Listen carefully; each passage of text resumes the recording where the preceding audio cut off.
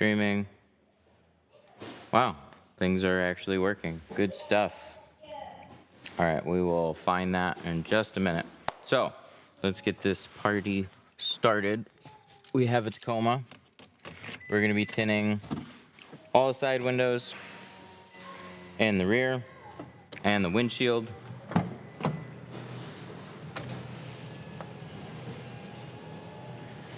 Start to finish. Haven't cleaned anything, haven't started anything, haven't even shut off the air. How do we do that? There we go. Let's shut off some headlights. Ooh, they're clean. Very clean. Turn that off. You can roll these windows down.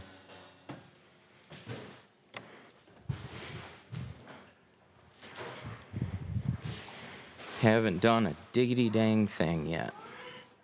Can we auto find and activate? Is that gonna work? Is that button gonna work? It did.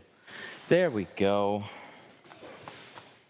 I got some knives, got some blades. Start taping. Hope you have a great day. Thank you. You too. Do we have fog machines today? Ooh, we gotta let those start up.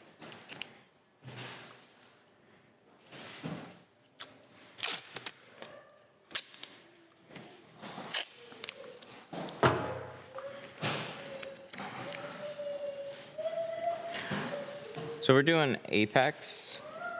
We got 50 on the side windows and the windshield.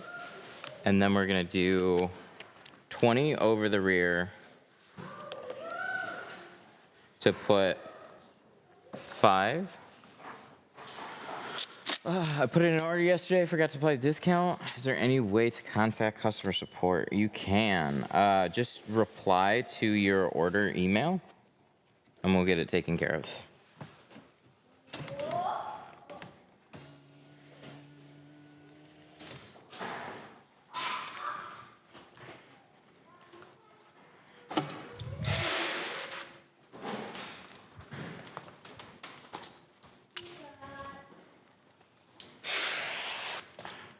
Yeah, no problem.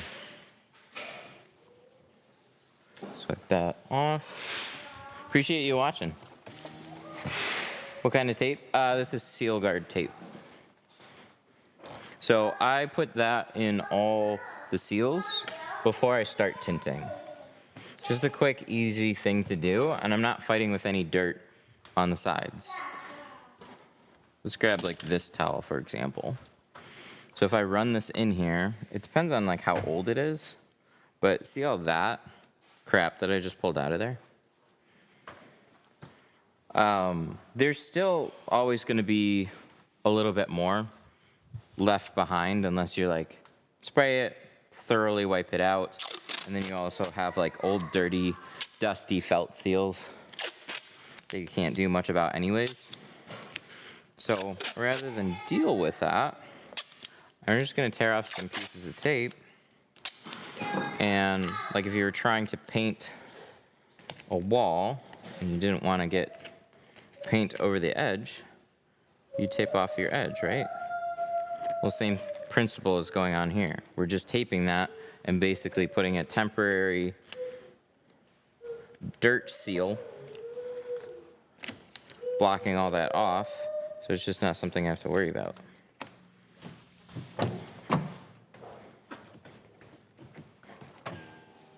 Let me do that. Let me just roll up the window. Stays out of my way. It's good. See how dirty these top edges are too? Let's wipe that off.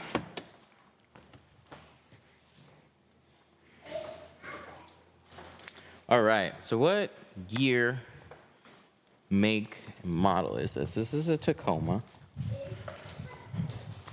I forgot to check what year this was. This is a 22. So this plotter right now is set up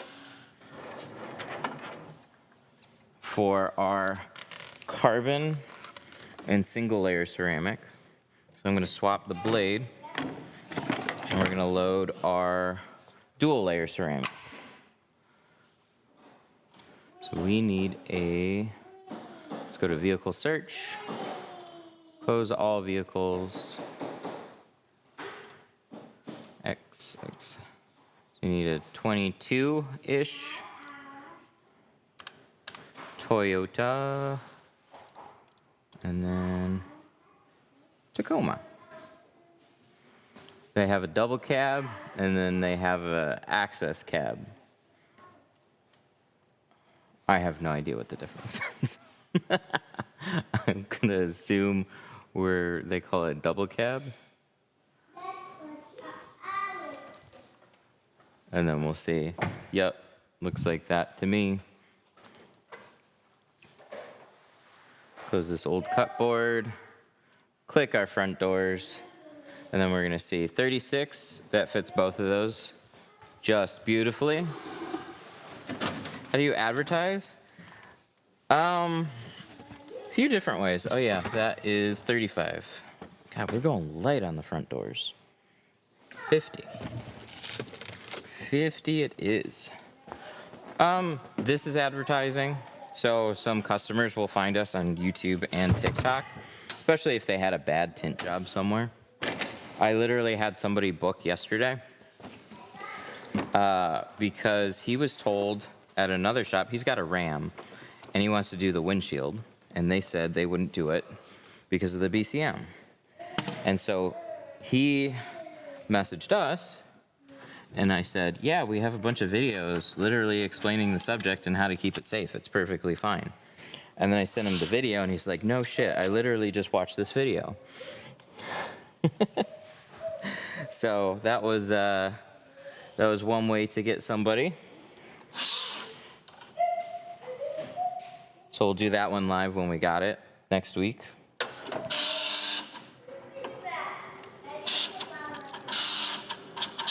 I wasn't trying to do that yet, Plotter. BCM stands for Body Control Module. Rams, Chargers, 300s, and a few others, they just put electronic modules in bad spots. So when we tint vehicles, most of them are fine to treat them virtually the same. But that doesn't mean all of them are treated the same. So on that one, people weren't covering the windshield up very well.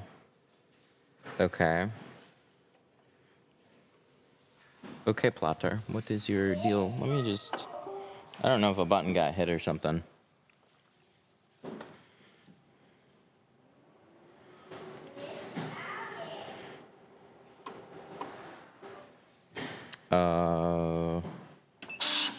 There we go. That looks more normal. Usually when I put the clamp down, it doesn't automatically go. I don't know why it did that. So what do? You just turn it off and turn it back on, and then everything should, there we go. Now we're good. So we gotta go to condition 2 on this. Hold enter, right? There we go. That's the button I'm looking for. They put the condition button right next to the enter button. I always get that confused. So since we're doing apex on this one, this is our standard blade. This is our 2-layer ceramic blade. So I'm gonna pop that in there. And then we're gonna cut this out. I'm surprised you're plotting doors. Me too. But it's been on such a hot streak lately. So we're gonna see if we screw it up today.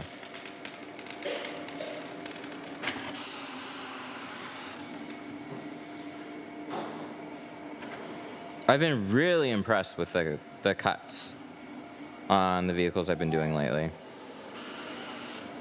So if I have a little bit more confidence in it, why not? If I can't rely on it, I do these and then all of a sudden it just doesn't fit, then I go back pretty quickly to hand cutting.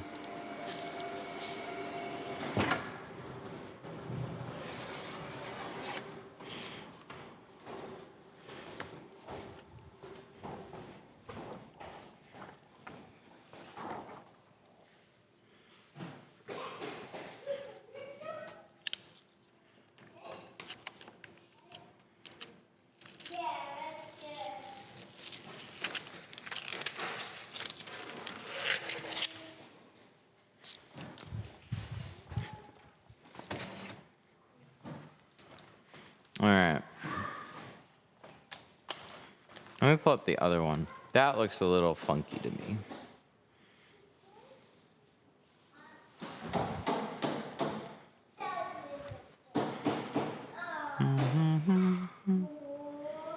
Search. Let me see what this is. So this is an all access front doors. Oops. Let me click on that. You see, those look right to me. These don't. So I'm gonna line it up and I'm gonna see.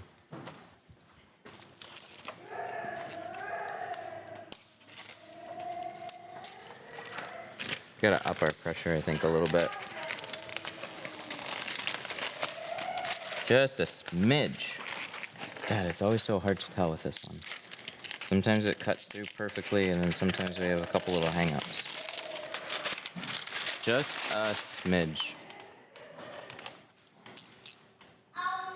This is what I mean for plotters. It's like when you're less familiar with certain things,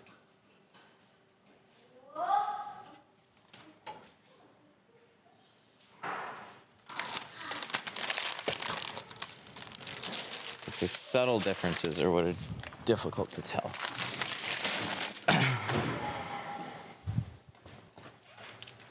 I should start GPTing some of the differences between this, because I don't know. I don't do very many Toyotas, so I don't know the difference between an all access and a regular. My top edge looks fine.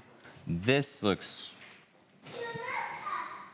weird. Why is there's so much overlap there? The edge lines up. No. I wouldn't cut a pattern this wide. This makes no sense to me.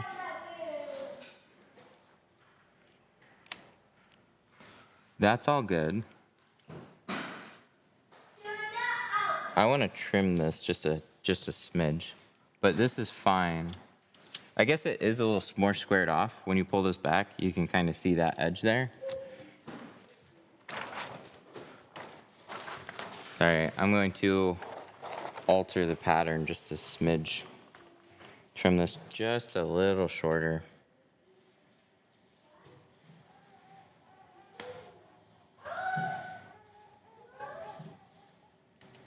It's gonna fit.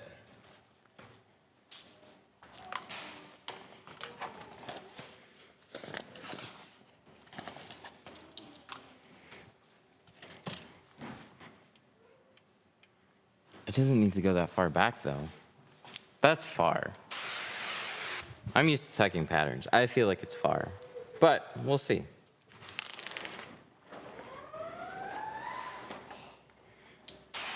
I didn't trim it back much. I just trimmed it what I would normally do. So I'm gonna see this, and then we'll think about the other side.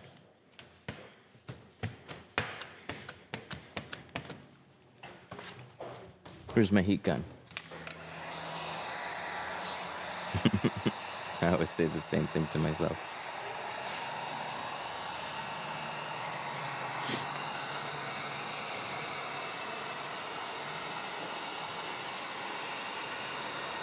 There was like a set of doors the other day.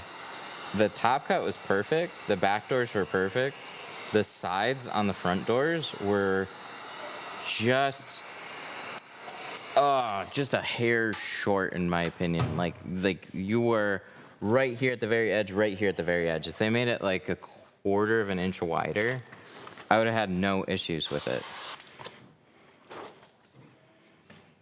So you just look at those little differences and you're like, well, why are these doors cut perfect?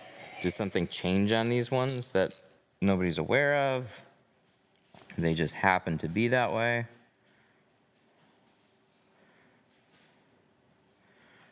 That's what makes plotters for me so frustrating.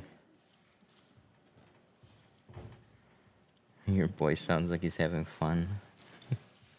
He's like that all the time. Just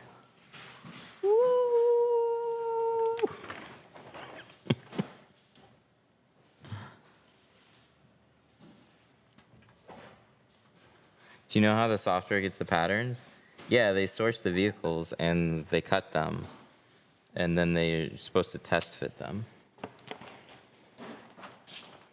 I don't know why, I'm a little sad that nobody seems to show a little bit more behind the scenes at these types of things. Because I've never seen the core factory. But they for sure have teams of people that are working on cutting and scanning and getting cars done.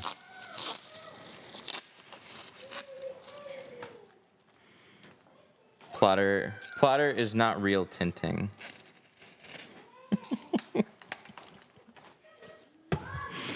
Well, however you feel about it, if the cuts on this machine are as good as hand cutting, and the money's the same, that's what I'm looking for. I'm a big fan of hand cutting. I hand cut a ton of stuff. Every time I hand cut something, I have somebody in the chat asking why I don't use the plotter.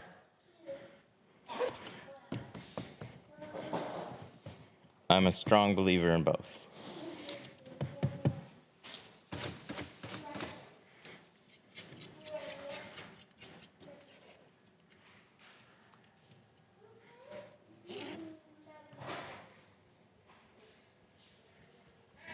What do you think is the best plotter?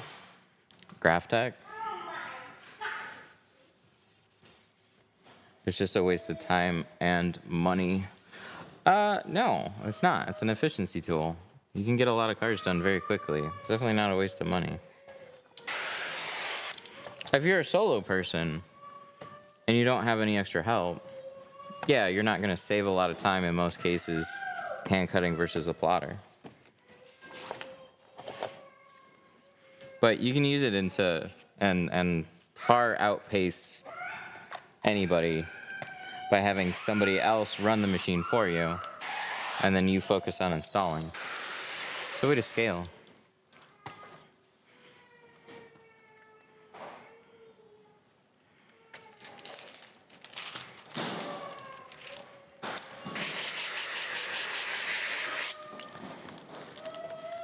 I can beat the plotter every time. That's good.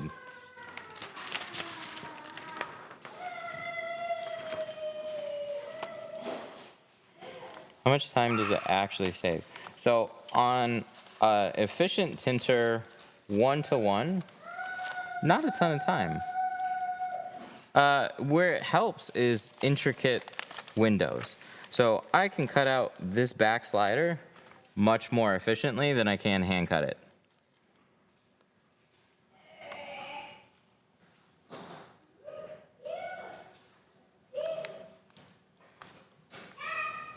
Looks nice. So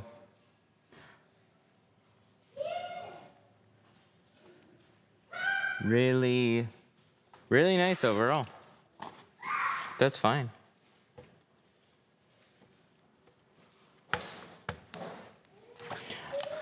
It could have tucked in there. I see. I don't see why they did that.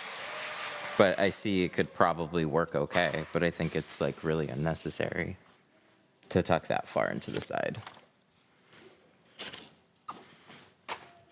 But yeah, that's good. Nice pattern.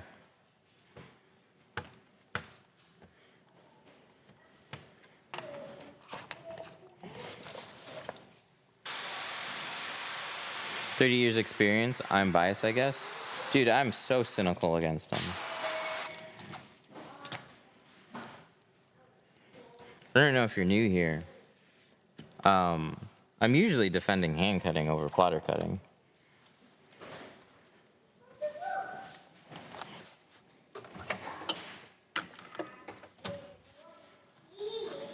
So we've just been trying it a little bit more lately because core's gotten really good.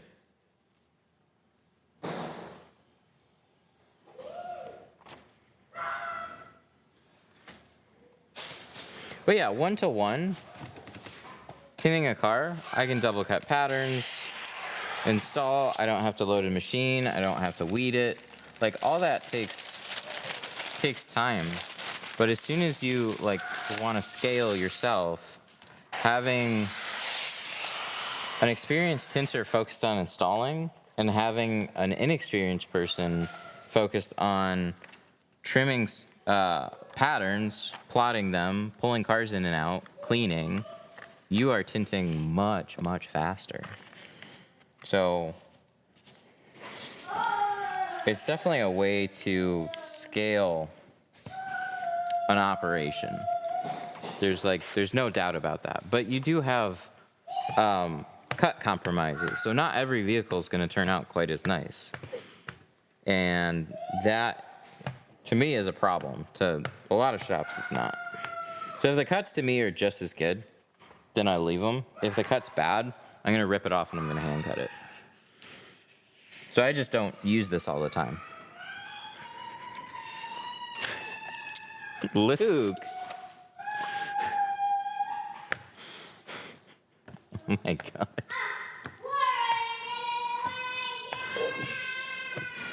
Does the jungle screaming at the scale? It's so high pitched just all the time.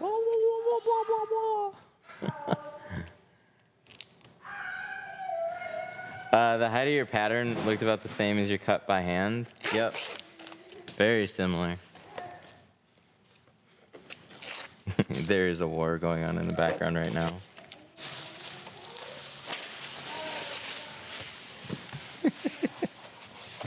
Good God. It's fun when you try and record a video. And then it's just... Like, my God, dude. What'd you think of the Detroit Auto Show this year? I didn't even know it was happening. I thought it was still in the summertime. I don't know. Found out after the fact.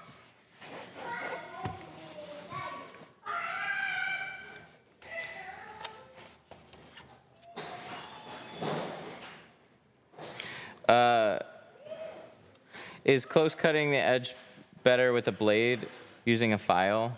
Or it depends. You can get a super nice top edge with a blade. A file is a way to get an exact edge. There's a little bit of skill involved, and also you need a little bit of dry time. So you have to dry that top edge before you do anything with it. Okay, other front door. Yeah, I'm still gonna trim it. Just a little bit. My trim was not excessive. This is the only little modification that I'm gonna make. Everything else was really good on it. Not even really trimming it very much.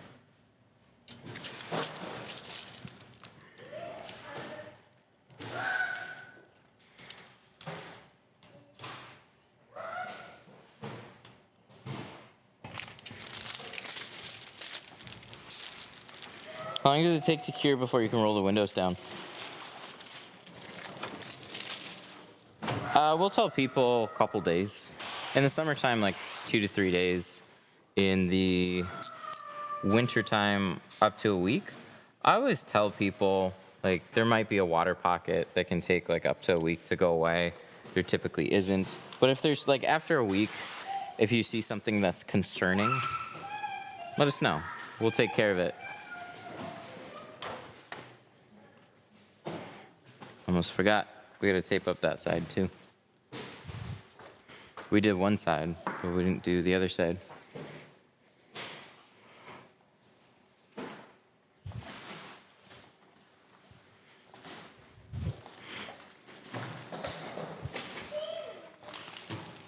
He's so happy today. He's got... Look at this dude. He's so set up here today.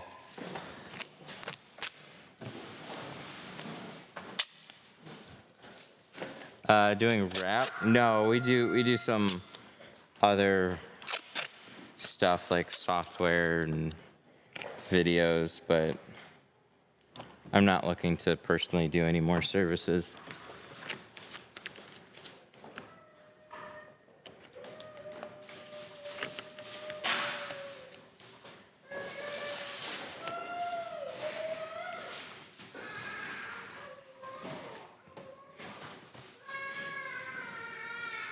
I work for Uline. Yes, we do get all our boxes from Uline.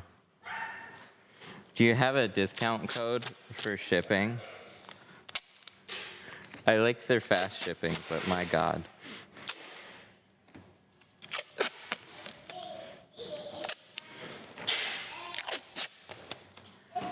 What is the tape for? The tape is to keep these sides as clean as possible. This truck isn't brand new. The seals are not filthy, but I'll take some pieces of tape and then create a brand new seal on the sides and not have to worry about any of the condition that they're in.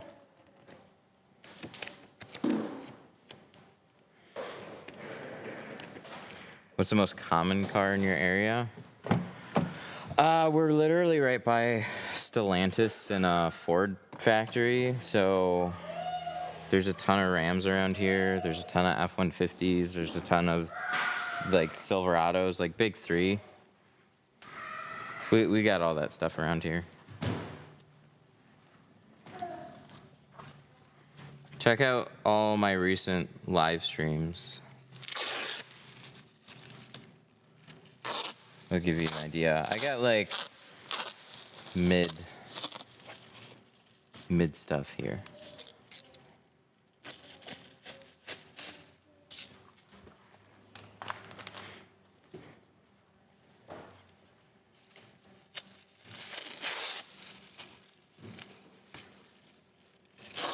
Work next to Ford dealers, so lots of Fusions and Mustangs. Nice.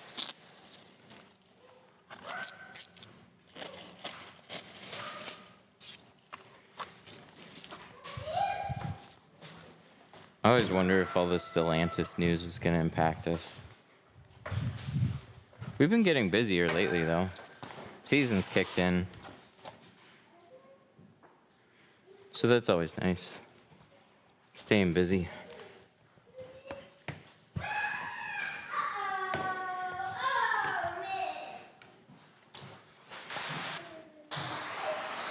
Jettas? No. We get an occasional Jetta, but Jetta's a little rare. We get a handful of Toyotas, we get a handful of Hondas, Mercedes, BMW, like similar amount to all of those. We get a lot more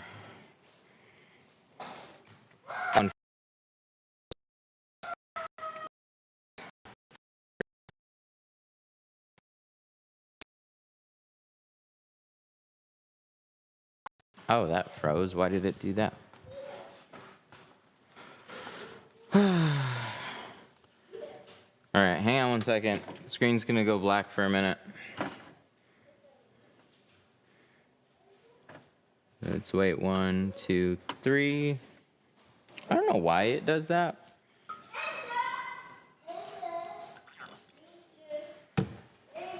Hopefully that fixes it. No, that didn't fix it.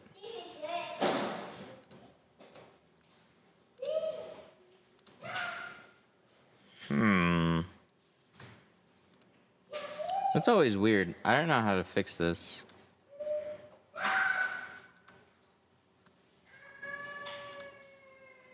Because it should just work. Especially after you unplug it and plug it back in. So, I don't really know what it's doing. I wish there was more of a...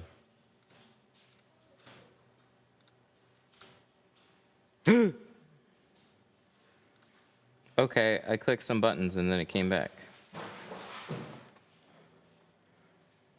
Sweet. I'll take it. Let's go.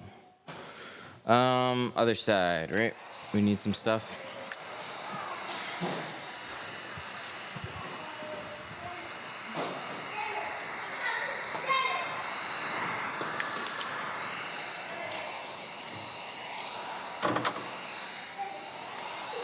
Do you offer one-day training courses? We did for a minute. It's just really hard right now to do.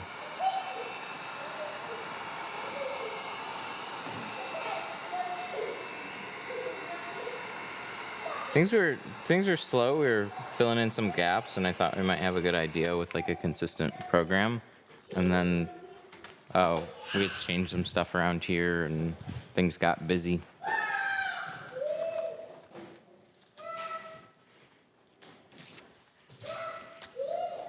So a couple of people took us up on it while it was there.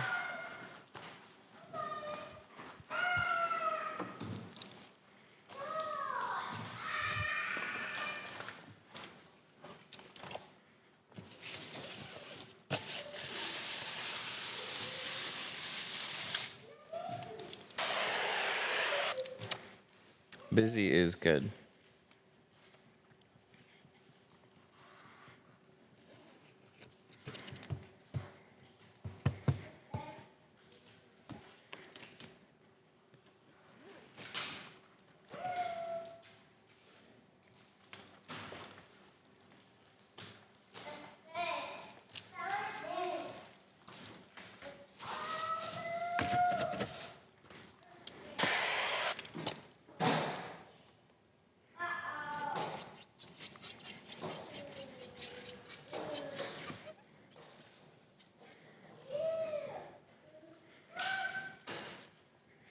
I use core. Is there a way to split up the two-piece visors? There is.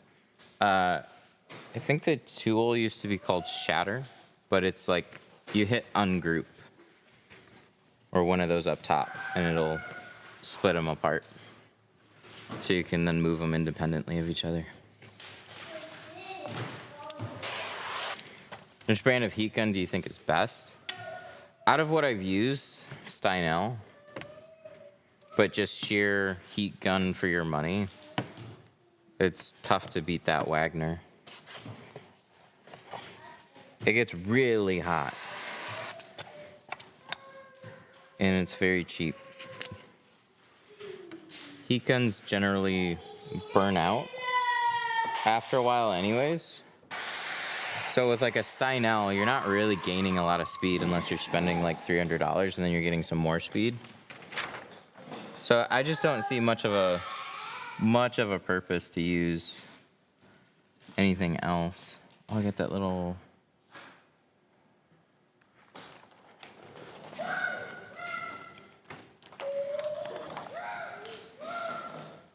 I forgot. I got this little. I gotta set my pressure a little bit more for this.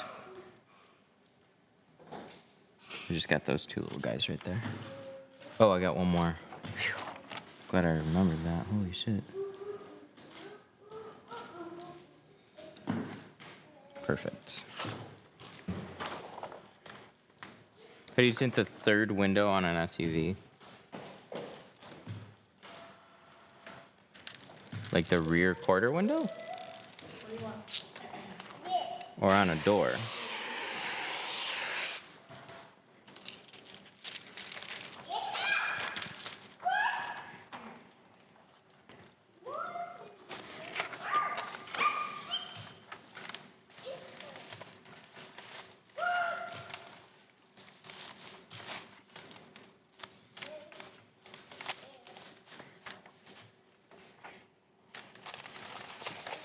Depends a little bit on the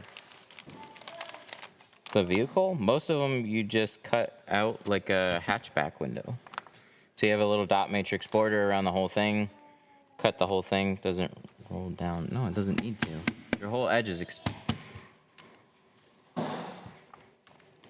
so you have like a dot matrix border, just like this windshield. And so you just trim right outside that. And then you just peel the whole thing and stick it in. There's no reason to have to peel or like two-stage anything, or yeah, windows don't roll down. They shouldn't.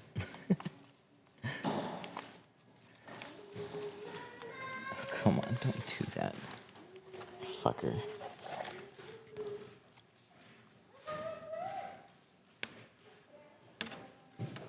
I will say time and time again, the one thing that drives me crazy about Geo is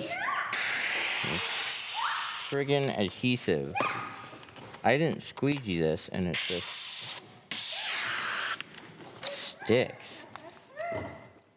See that? That whole top edge right there. Oh, now it's fine. But, oh, back here, it grabbed on something. I just hate when that happens. Drives me nuts. Lucas, come here. What do you want?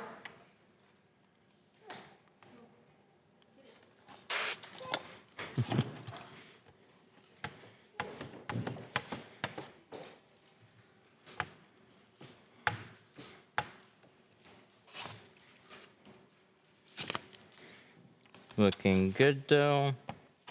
Yeah, this is Apex.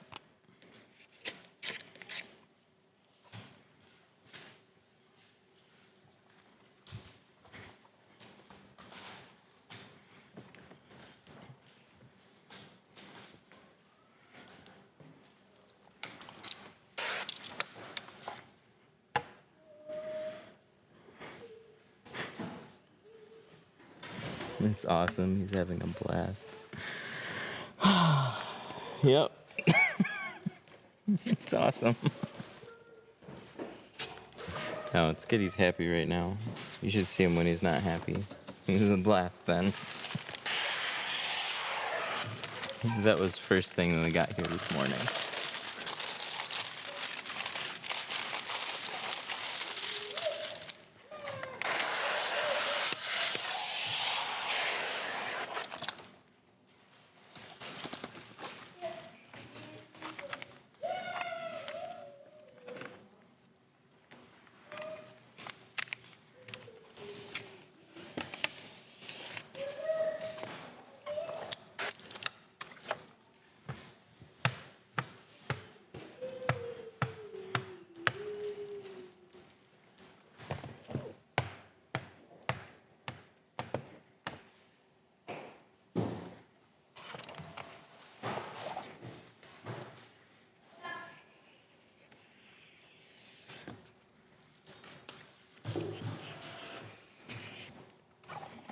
Good. Let's check it over.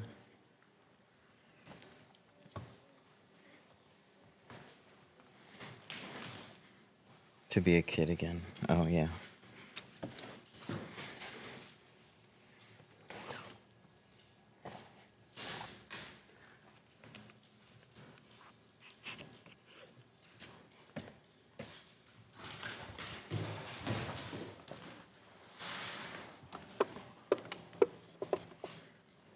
Sweet. Well, turned out nice. That's good. We always like when it turns out nice.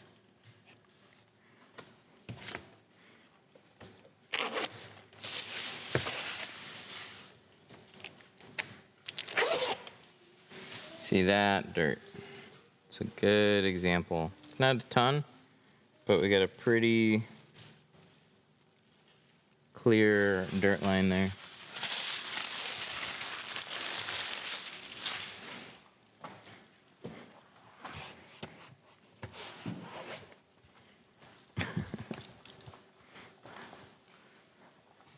I identify as an F-150 Raptor. I identify right now as a Toyota Sienna.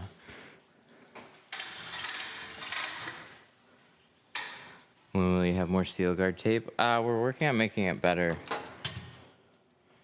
So it'll probably be a little while.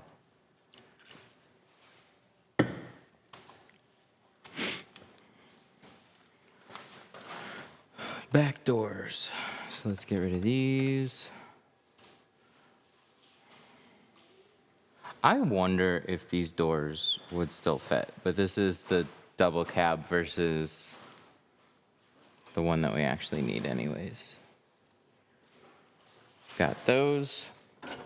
So we're gonna change out, this is 50. We're gonna change it out for 20.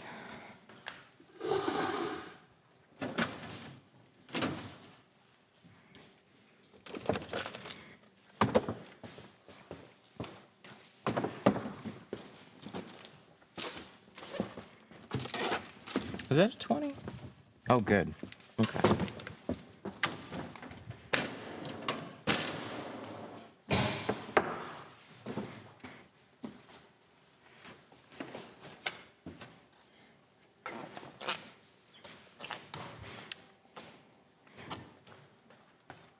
Are you going to adjust the width on the plotted pattern?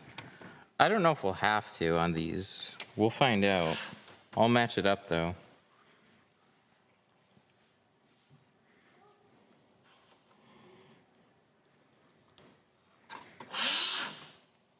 And then we gotta adjust the pressure just a little bit on this. Does it work to tint auto tinting windows? Yeah, if it's glass, you can tint it.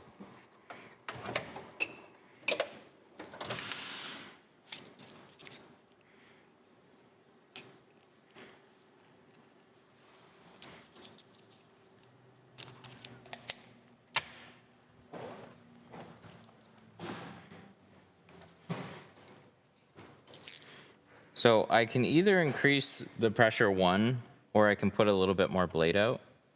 I'm just gonna tweak this and put a little bit more blade out. And hopefully that wasn't the wrong decision.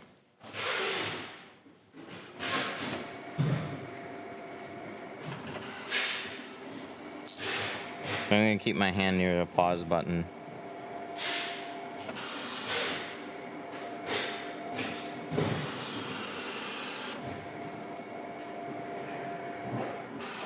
No, looks good.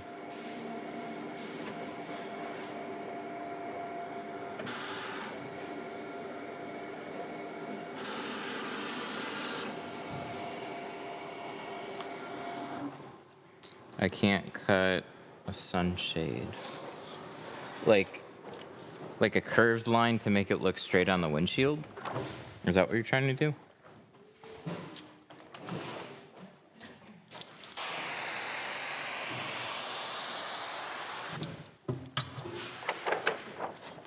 I've seen people take a Sharpie.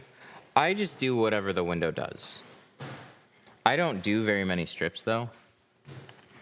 But if I don't, like I've seen some people take a,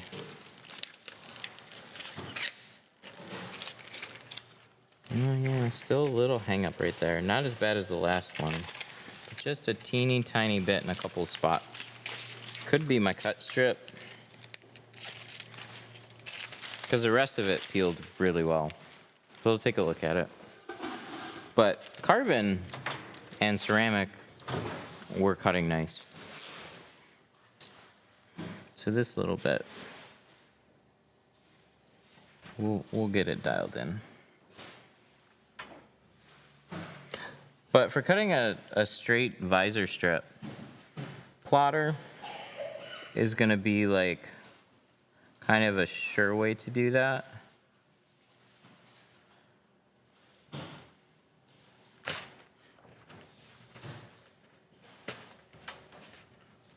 Perfect. So I've seen people like hand draw like a Sharpie line and then just keep a steady hand and they'll get pretty close. Otherwise, like the thing is there's a natural curve, so any straight edge looks curved.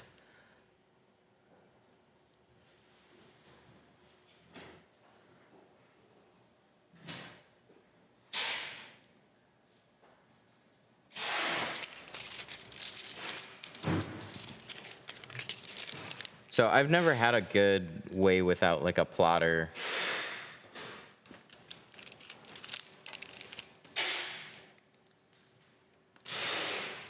To get a straight looking windshield strip. I just let them curve a little bit. If I've got a nice split in the windshield like this one does, I'll take 2 pieces, right? I'm typically not going below this mirror here. So it'll be here, I'll let it go straight across, and I'll just tweak it up a little bit. Enough to where it looks more straight when you're sitting in the car. And I haven't had anybody complain about it. Yeah, these are plotted. That's why they look so perfect. Hopefully they actually line up though. We'll find out.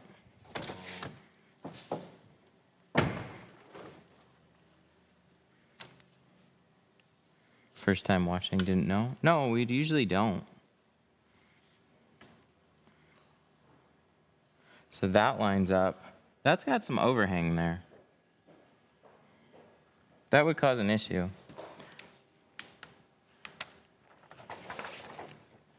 Oh, is that Mark?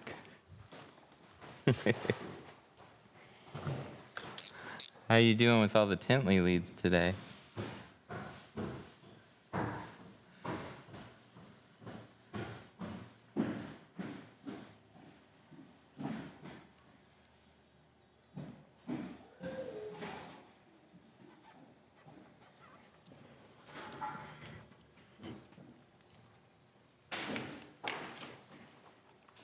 Hashtag stressed.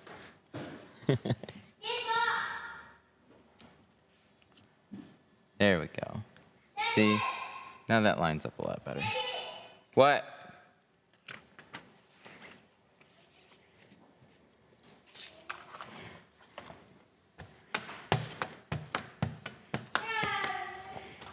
How much should I expect to spend on a plotter? How much money do you have to spend on a plotter?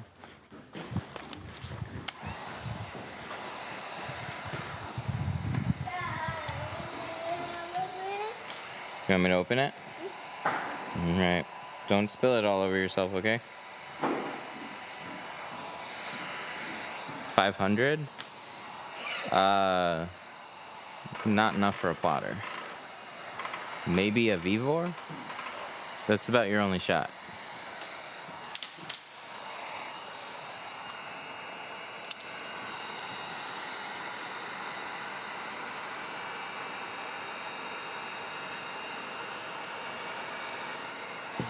$3,000? It'd be worth buying a Jag.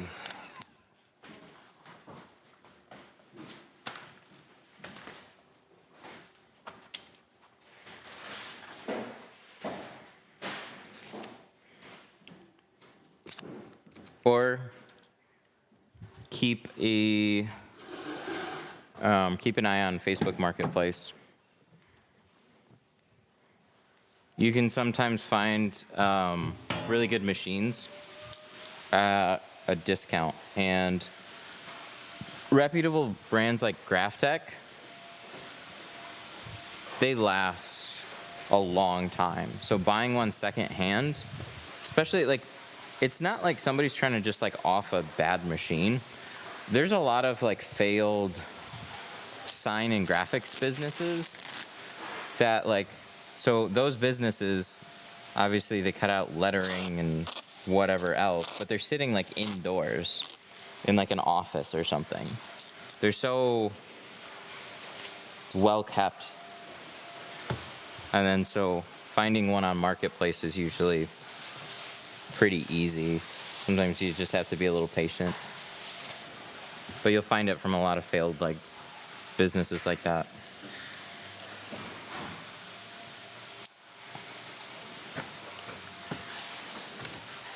Ooh, I should see what shade this is gonna be.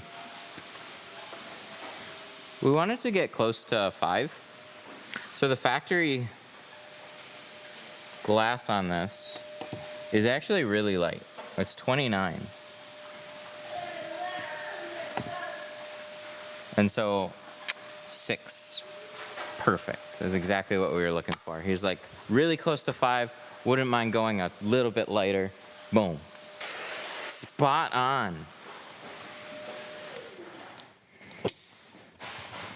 Oh, it made my teeth hurt.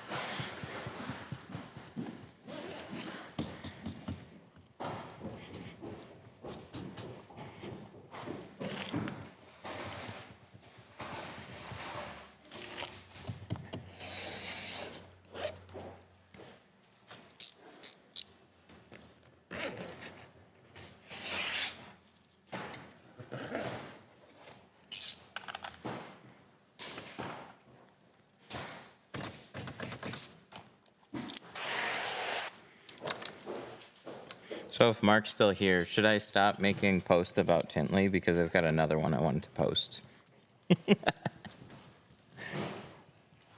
Hi, I'm new. What's up? What's a program for the window templates? This is Core.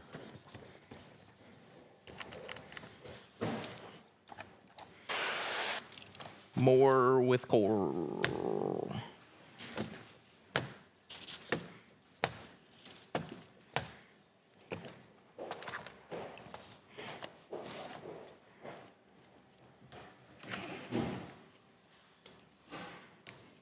What's this tint meter called? A tint meter? This one's the Inspector 2. I will just ship the liquid shop. Okay. Okay. Oh, I almost missed this. That's right. It did snag in just a couple little spots. Oh, like barely. Basically had to touch it and it disappeared.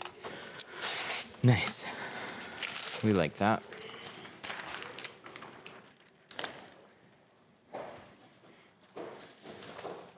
So what I see some of the tint schools have is just doors from manual cars.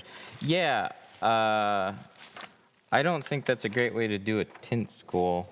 Like, it's nice to be able to, like, it allows you to have a bunch of students in one room and just make more money. I like our class. We take actual cars. We take real cars. We pull them in here. Get the full experience. We don't wash them beforehand either. So they just collect shit outside, which is very real world. Sometimes they got glue on them from the last class. I still saw waves in the film after you shrunk it. Is that okay? Mm-hmm. So when you shrink, it only appears flat when it's stretched out on the window. As soon as you lift it off the glass, you see little waves in it. Those are your like shrunk areas. Shrunk spots. Is this nano ceramic tint? Yes, this is. This is 2 layers of nano ceramic in one film. That's so mind-blowing. Wow. Oh my God, fire. What's that? Oh no, I'm gonna get that fire.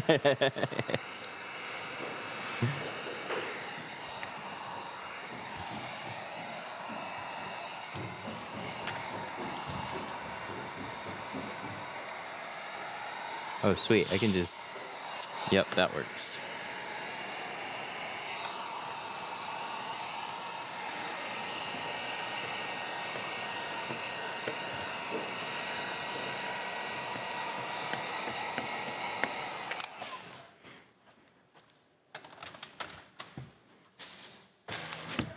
Why'd you heat on the opposite side of the glass?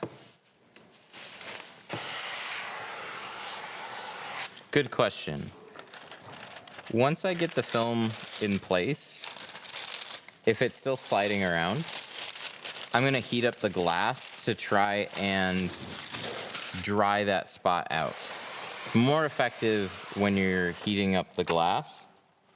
If I'm trying to shrink it or dry out a couple little like water spots or like near the edge, then I'll put the heat gun back on the inside. So a little bit of both. Shouldn't your kids be in school? He has today off. We're kind of sad. Because he just had like a week and a half off. And now he's got like another day off. And it's like, come on now.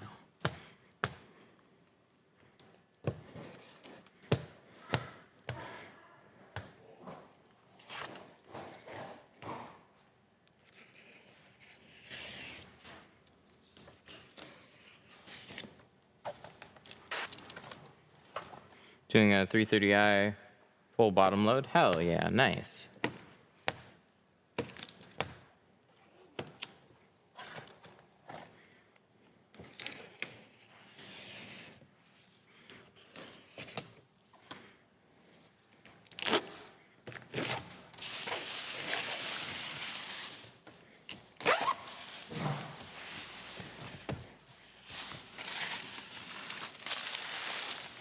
Amazing work. Thank you. I appreciate that. Should probably have a less damp towel. Have you done Ferraris? No, actually. Never had one.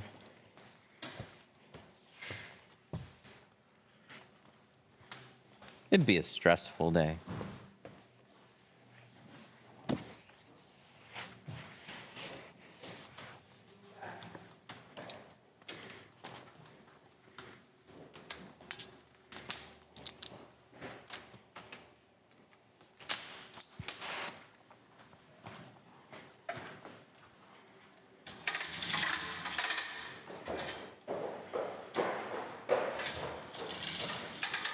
There we go. How many cars in a month? Depends on the month. It's been slower, but been trying to do a lot of live streams lately. So we'll do 1 or 2 cars in a day is all we really shoot for.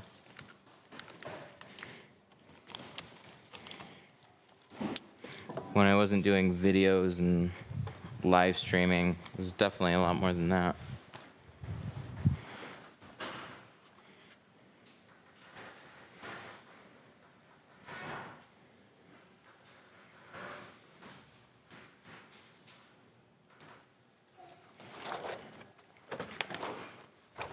Oh yeah, I got a heat gun on that side. I'll grab that one.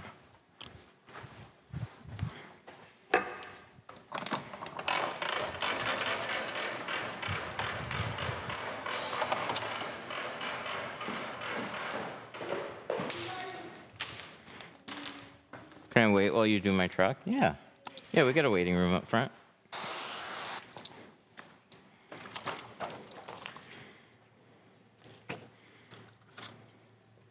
Your shop is sick. Thank you.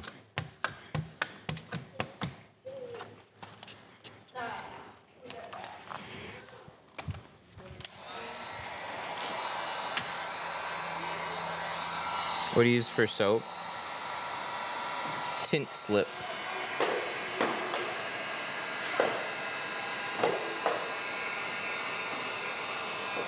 We use 1 ounce per gallon.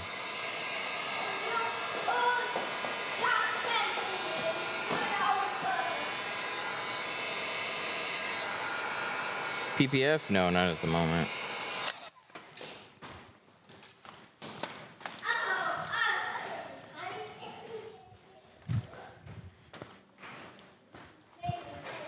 How much do you charge for tinting? It just depends on the vehicle. So this one, for example, would be $650. Everything with the windshield and apex.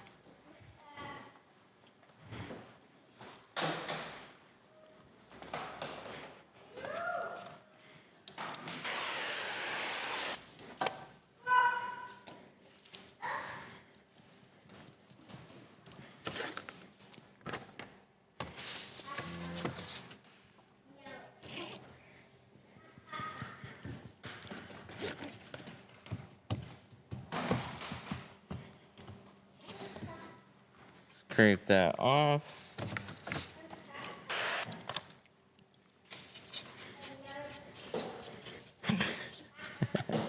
I see reading comments through the glasses he's wearing. I would love to know what glasses I could read comments off of. That would be amazing.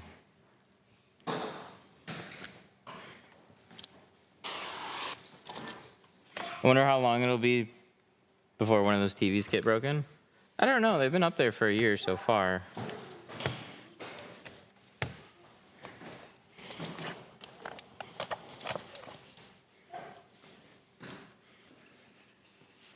Somebody's just gotta be an idiot with them. What'd scare me a little bit more is these brass sprayers whipping by and beating up a car on the way.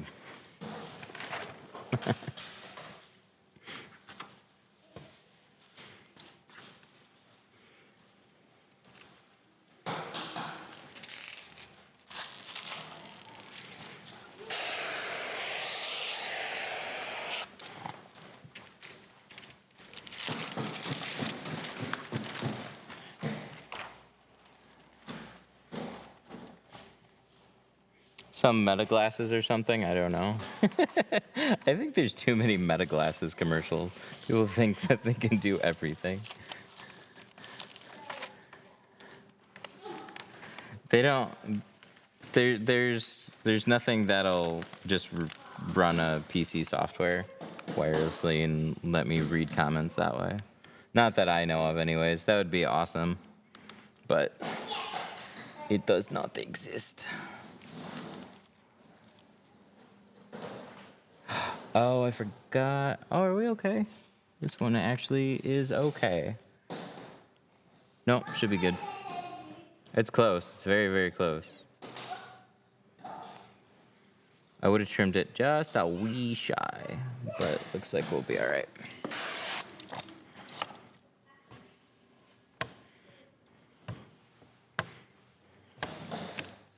What spray do you use? Tint slip.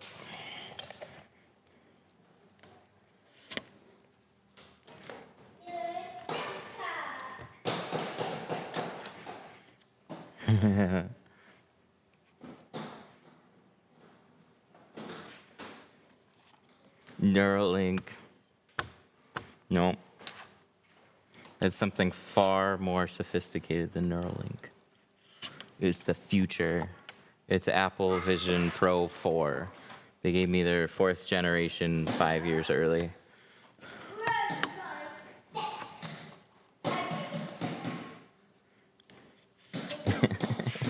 Apple Vision Pros. That's what it is. So this is wiggling a little bit. I've squeegeed it a couple times. Still hasn't grabbed the window too aggressively. Front doors did. Don't know why the back door's not, but... So I'm going to heat this up. That's going to dry out adhesive, make it tacky.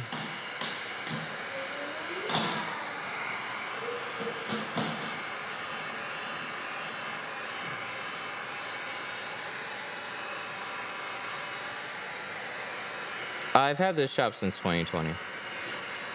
I've been tinting for 16 years.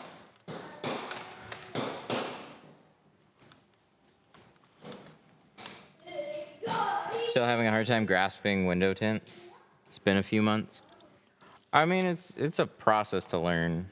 At that point, it's more worth coming out for a class, because you're pretty committed to learning. Classes will speed you up and help a lot of those little things.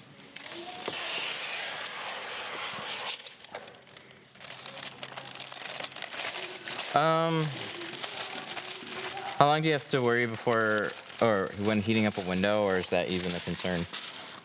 Not really. You can get just a basic tempered window extremely hot, but this is film. You're gonna bubble the film well before you damage the window, unless it's laminated. In that case, you'll probably do both at the same time.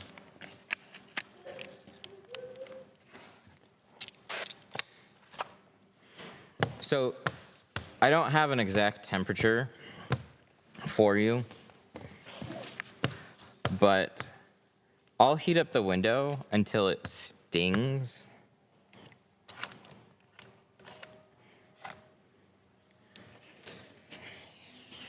So we have soapy water. If it gets over 212, it'll start literally boiling the water underneath. It'll steam before that, so probably not quite 212, probably under that somewhere. But I don't have a temperature on hand that I just keep an eye on. What I do is I'll touch the window. So I'll keep my hand on the inside of the glass if I'm heating the outside for like a long time. And then as soon as the glass starts to like sting, to keep my hand there,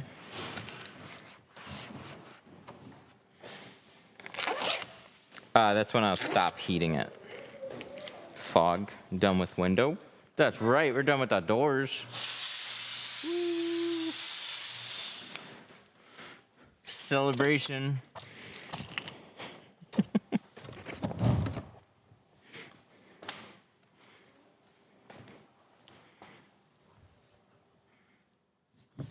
There's a manual slider. I didn't even notice. Okay, well, I guess we'll see what our options are. Time left to update 5 days. Okay.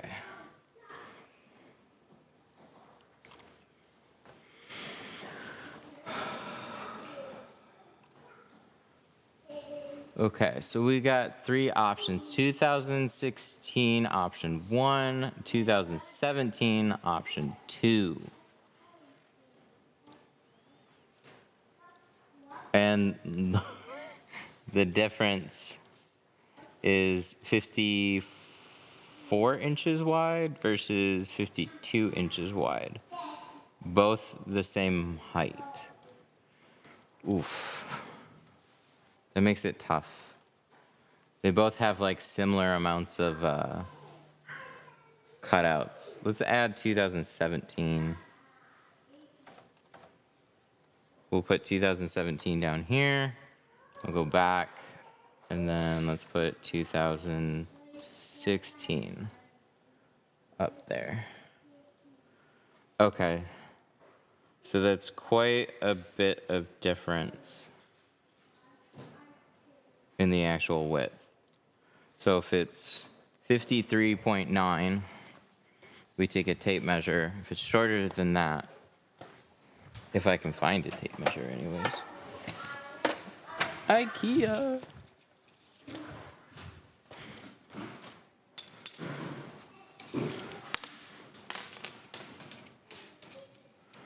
Ooh. 53.9. It was shorter than that. It's 52.6. It's this one. And then so to ungroup this one, we click ungroup, and then we can move our patterns there. Kind of a bummer I can't really stack these.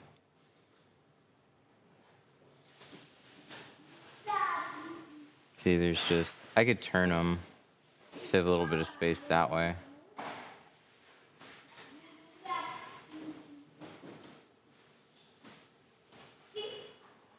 Works for me. Then we just gotta remember. We gotta remember which one is which.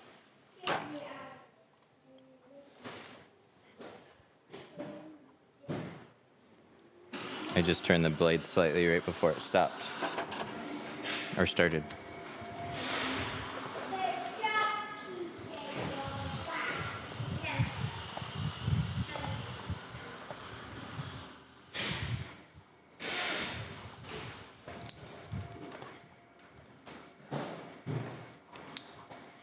Oh, well that's fun.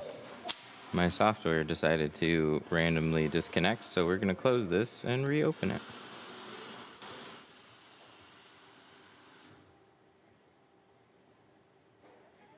Oh.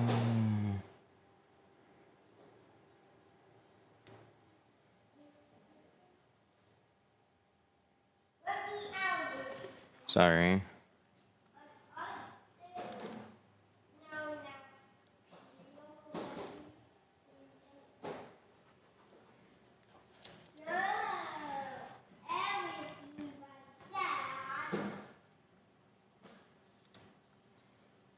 Okay. TikTok ended. I didn't see that. My bad. My bad, guys. Plug that back in. So we should be good.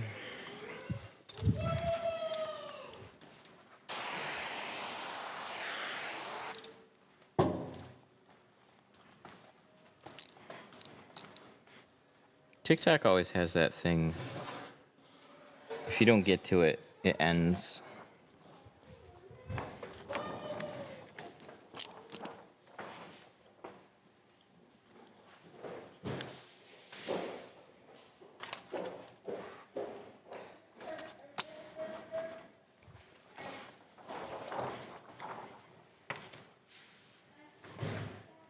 Let's see how these peel.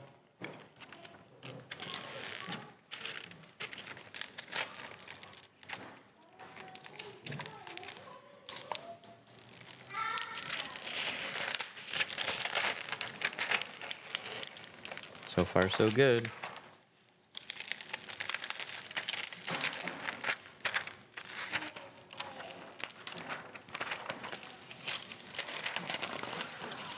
Ooh, that's very nice.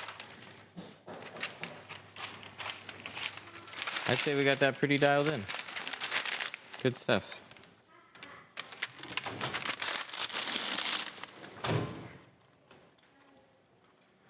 I'm gonna close this again.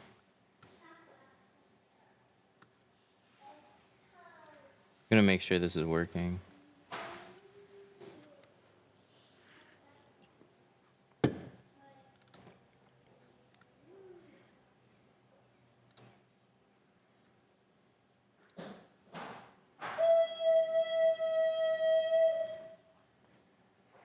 And then refresh.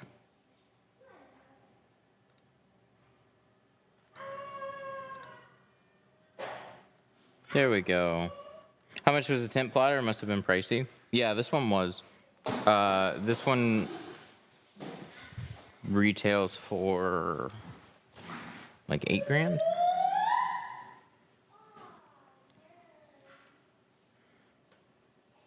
But it's a 64 or 60 or whatever. It's bigger than you need. Okay, let's keep in mind this is the sides, right? So my pattern, right? I flipped it so I can shrink out of this edge if I need to.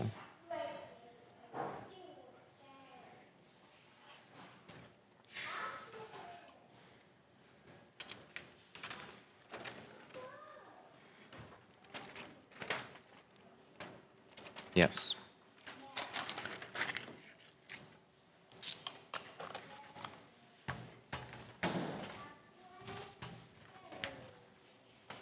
That's upside down anyways.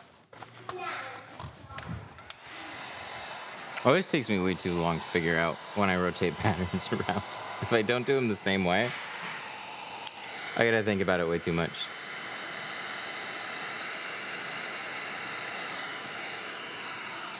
Good.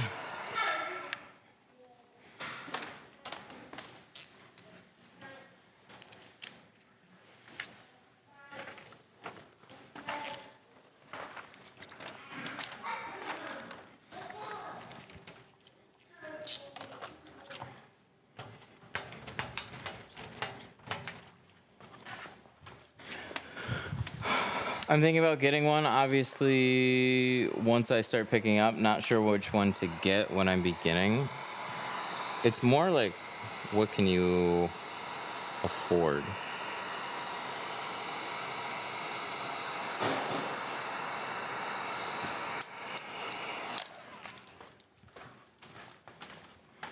So, if budget's tighter, you don't need a Graphtec. Jaguar's going to be like the best bang for your buck on a machine.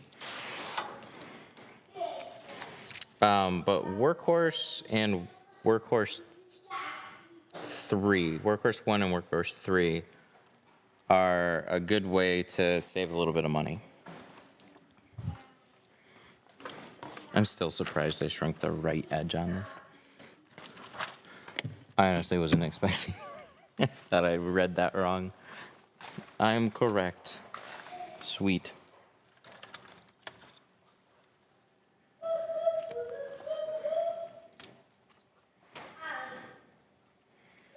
It's impossible to cut hand sliding. Oh, this still is.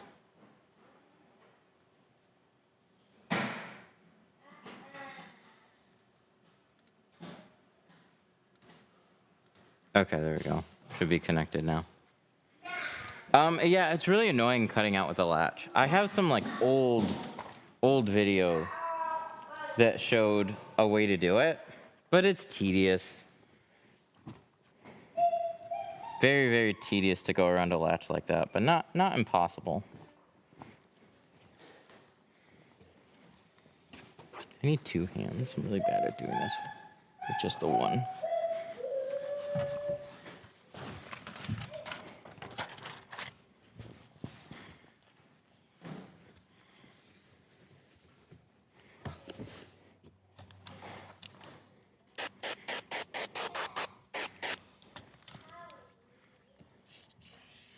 How long before a customer can roll a window down? If it's cooler weather, we'll say 3 to 5 days. If it's ice cold outside, a week. If it's in the middle of summer, a day or two. But if they have any concerns, just hang in there for like a week. Like, they can always send us pictures right away.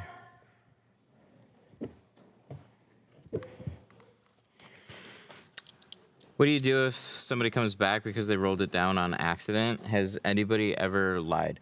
So I used to get kind of triggered about that, but it was really for no good reason. If you install film correctly, you can roll it down right away and not have an issue in most cases. So a lot of tinters are really quick to put blame on customers for like not following guidelines. But the thing is, people are people. So put tape over the switches, tell them some guidelines. You can even give them something to hang on to. But I used to be a real stickler about that kind of stuff. Until one day I tinted my own windows and I went right through a drive-through afterwards. I had tape on my switches and everything, and I just completely spaced out. Rolled it down immediately, and then it just hit me. I'm like, I'm an ass. People are people. They're gonna make those dumb mistakes. So you are much better of a business if you just go, it's okay, man. We'll take care of it for you. Try and be more careful next time. You don't have to do that, but I think the better businesses do. You win customers more in the long run that way. If you go out of your way for some of them. Sometimes you'll have a customer that'll just like abuse things, like they won't show up to an appointment, they'll show up late, they won't answer your phone calls. Like, not every customer is worth taking care of like that. But when it's just a genuine mistake, I think it's cool to just help them out. Because man, does it ever suck just to pay to have something fixed that you just had done. This pattern, fucking beautiful, by the way. Holy shit. I don't have much room to get close to the edge. Like, I gotta border more so up here. In the edges, it gets a little bit tight. And the side edge here is just gotta be spot on. Not an easy thing to just try and get your light and cut it perfectly. 10 out of 10 on the cutout for this. So much better. This, I don't blame them for what they do. We got a latch here. I would have done the same thing. Please tell us your worst customer experience. I'm I'm trying to think of like what my worst customer here was. I don't have any bad customers here. If I think of something, I'll say it. I've worked at places where like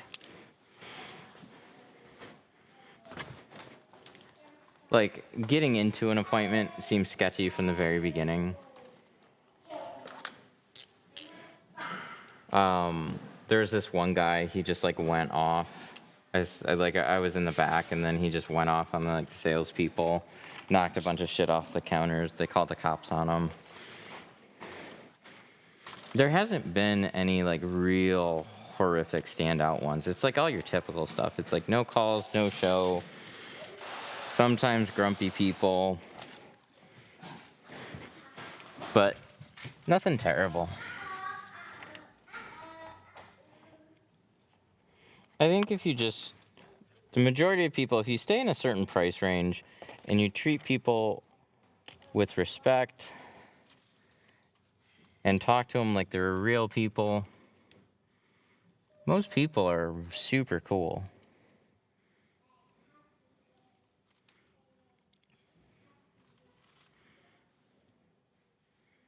They got other stuff to do. They're there to tint their windows. It should be a happy experience. It's not like, oh, I got to get my windshield replaced. It's like, no, you don't have to get your windows tinted. This is a cool service. We're here to make your car look better.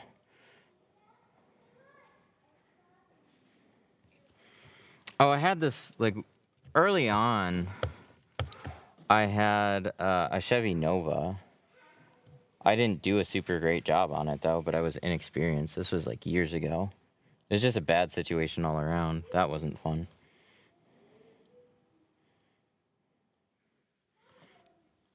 When they charged, like, normal pricing on, like, a 60s car. Gave it to the guy that's got, like, a year of experience.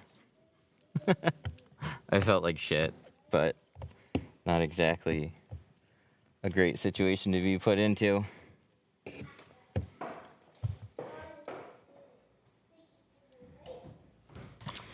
Do you require a payment to reserve an appointment? Yes. Because I found out, like, I've been tinting for a long time, and I've tinted for a lot of other shops. None of them took deposits. And so you'd get used to some people just not showing up, but that wasn't always a bad thing. Like, if you have a busy day and somebody doesn't show up, I'm not sad about it. I get to be a little bit less stressed out that day. So, but when I book my calendar in a way that's like allots for enough time for everybody,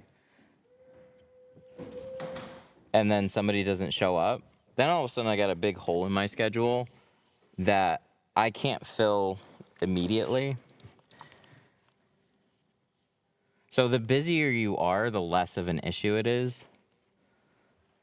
But if you find, hey, you know, I'm scheduling people and like half the people don't show up, or it's just enough of a problem that like I don't know if I got my customers coming in or not, 100% take deposits. It's not weird. If somebody is going to spend money with you, there's no issue with asking for part of it up front. And it's cool. It helps act as an installment payment, which is nice. So whether they want to think about it this way or not, if you spend $50, $100 on a deposit and then 3 or 4 days go by, that money is kind of not forgotten, but like it's spent money already. So then the service that you're getting is just like, oh yeah, I did leave that deposit. That's nice. So I don't have to, it feels like you don't have to pay the full amount all of a sudden.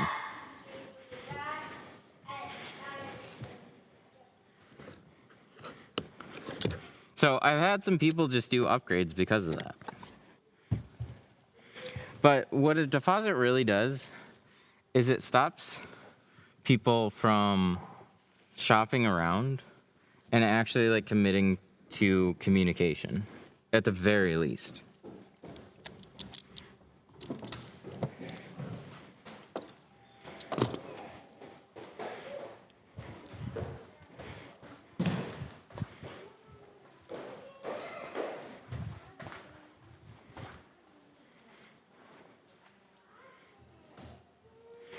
What company is more neutral black? The brown GeoShield is more like on the brown. Pro Nano is going to be a little bit warmer. C2 is neutral.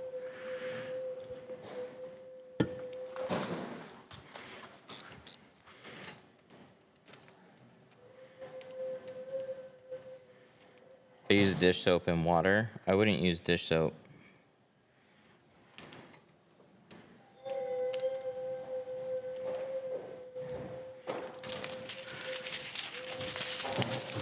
I'm thinking about taking your class. Is 1 3-day class good enough to get out on your own?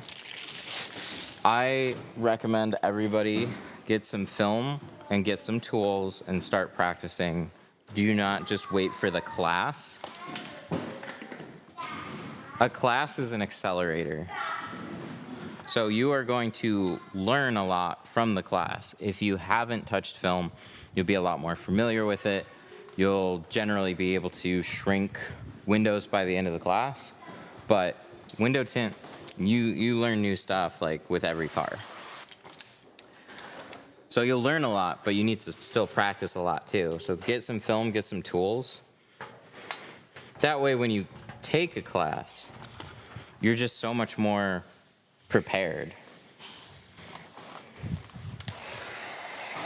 We can focus more on the points that you're having difficulty with rather than trying to get you used to even holding film. The part that gets me was the part to take it off in order to, the liner.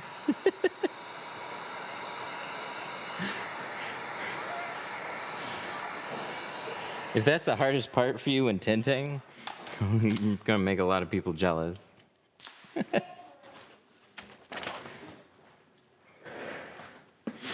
Cause yeah, like the videos they look a certain way, and if you've never touched film before, it's like you'll get this idea in your head that it's gonna be a certain way, and then reality steps in as soon as you start to tint a window, and you're like, oh.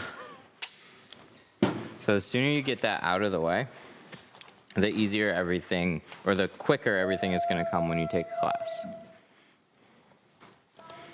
But even after the class, it's like, everybody needs practice after the class. No classes make everybody an insta-tinter. I think that's what some tinters assume that we tell people. Is like, become a window tinter, take this class, blah, blah, blah, blah, blah. Some classes will tell people that. That's not reality. They're just doing it to get more bookings, and then you'll figure out real world on your own. I don't like that. There's this like weird little switch here. I don't know what the switch does. We keep forgetting stuff.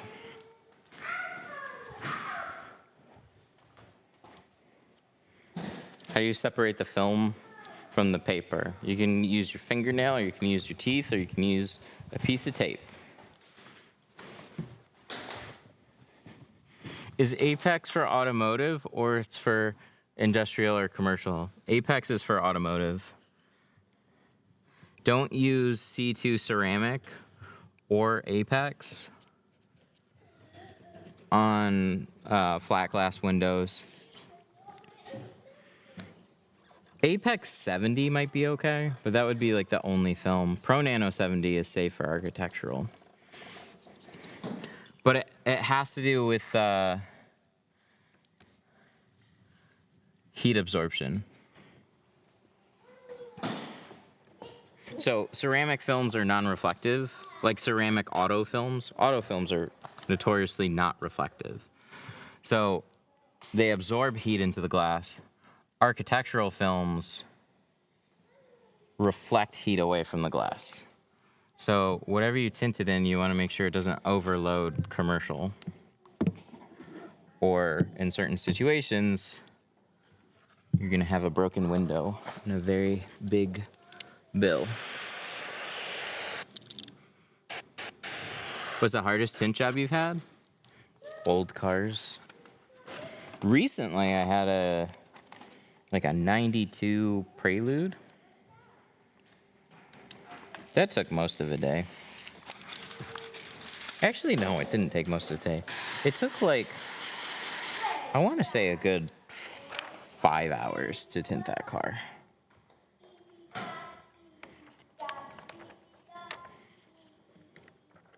Everything with the windshield, it was tinted prior.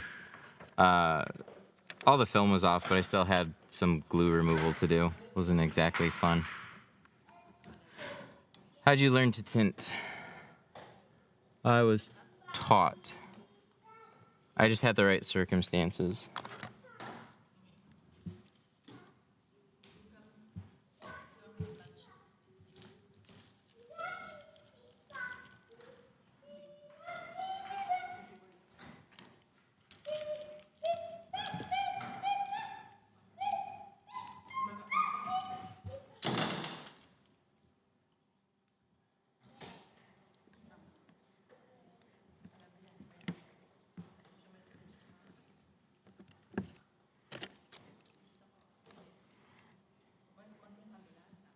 Trying to make sure this lines up as nice as possible. Tolerances on this thing are real tight. Ooh, that'll work. I flipped this to save a little bit on film. I should have just left it.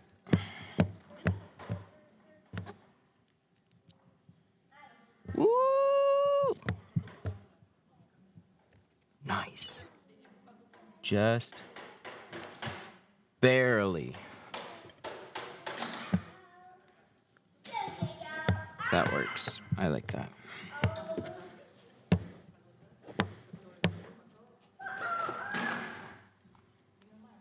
Nice. I like that.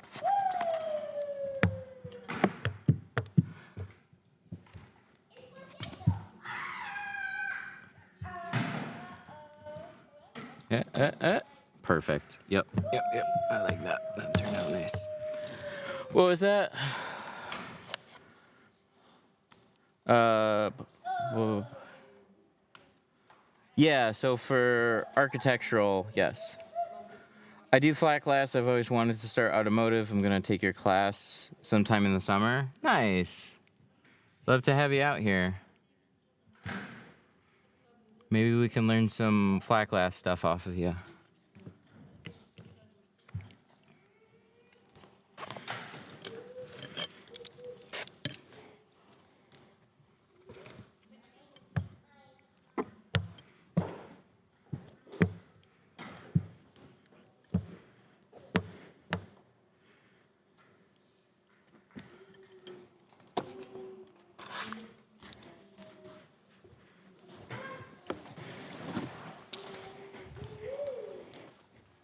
Definitely need to be in a climate-controlled environment. Yes. Climate? Enclosed? Yes. I'm in Florida. It's so hot. Yes. Yes, it is very hot in Florida. It's hard to deal with. It gets as bad as 95 here. It's not terrible, but it gets really, you get pretty sweaty in a garage here. We don't have a AC unit in the back here, so we'll leave the front one on and blow some fans, so it'll get warm back here for sure. I'm used to tinting, most shops just have heaters. They don't have AC, that I've tinted for.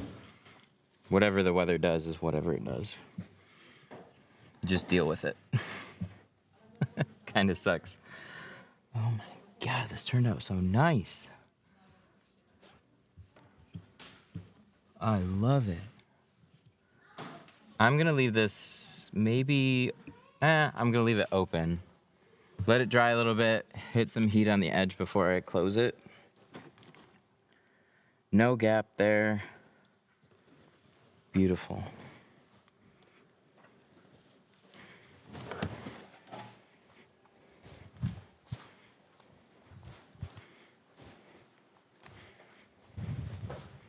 You make it look so easy.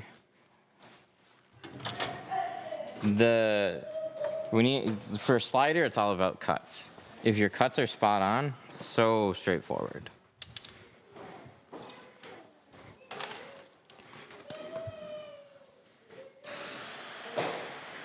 Last window.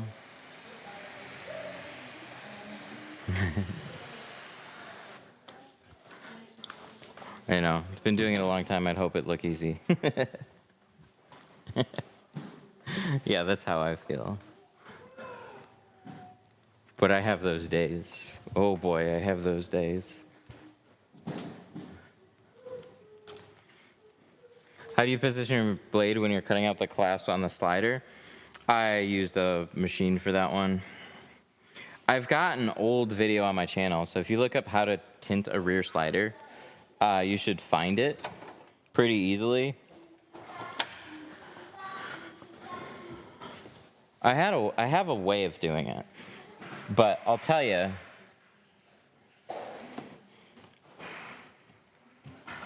plotter cut, so much easier on that one. It just is. We're gonna hand cut the windshield though. I'm still very iffy on plotter software for windshields.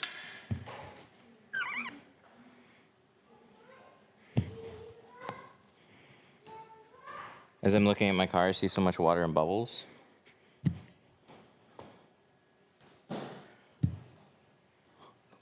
Hopefully the speaker's okay.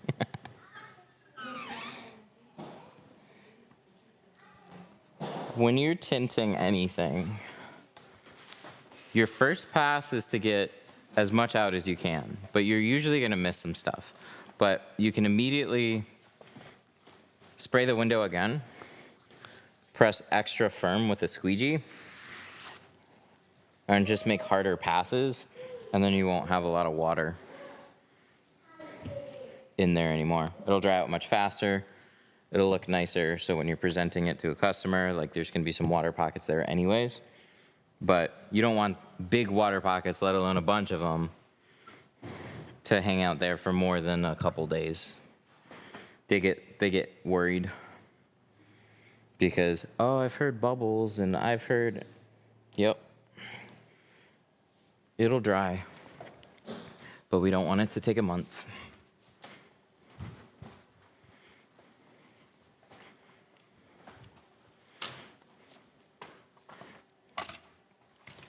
Do you think 35 is good on a windshield? 35 was one of my favorite shades for a windshield. I drive with 50 now.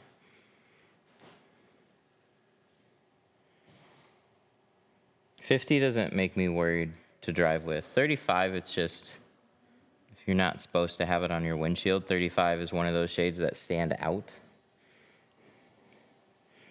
But blocks out the right amount of sun and glare, and it never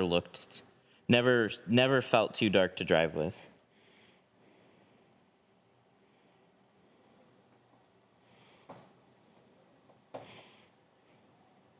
What program? We're using Core.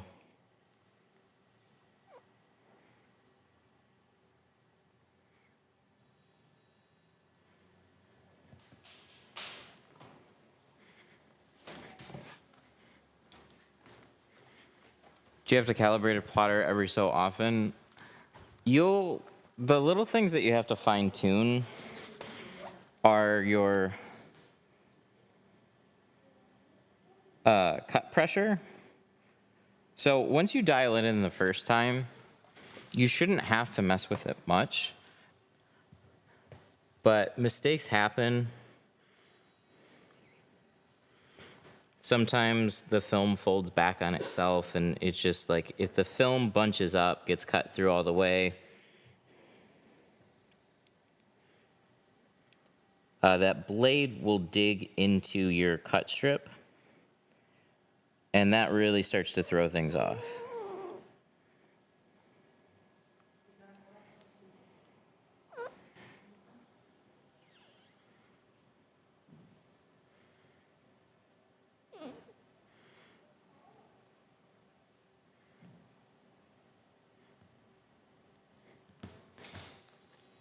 What plotter do you recommend to start with?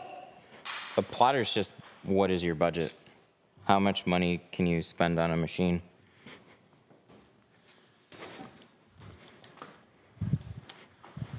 Because there's stuff at like every price point, and they all have a couple little nice features. So like this one right here, now they retail for like $2,300.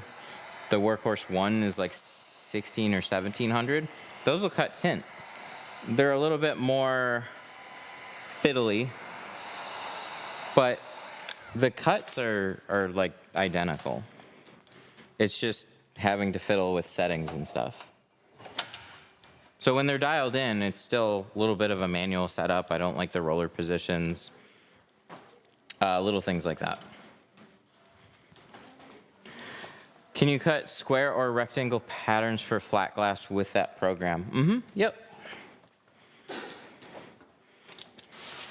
Yep, you can stay ahead of all that, which is nice.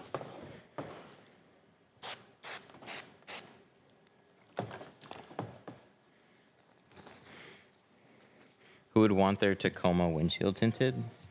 Why wouldn't you want your Tacoma windshield tinted is the better question.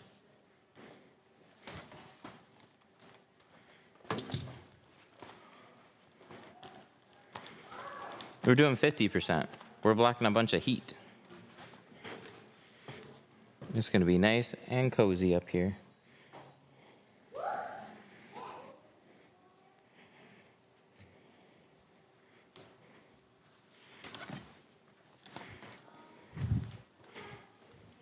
That windshield tint looks mid. Whatever, Greg.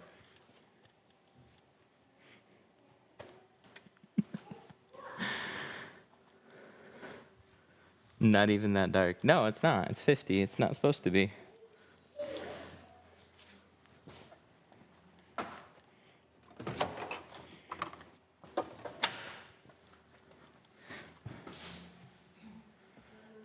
Does 50 to 70 tint on a windshield actually help? Okay.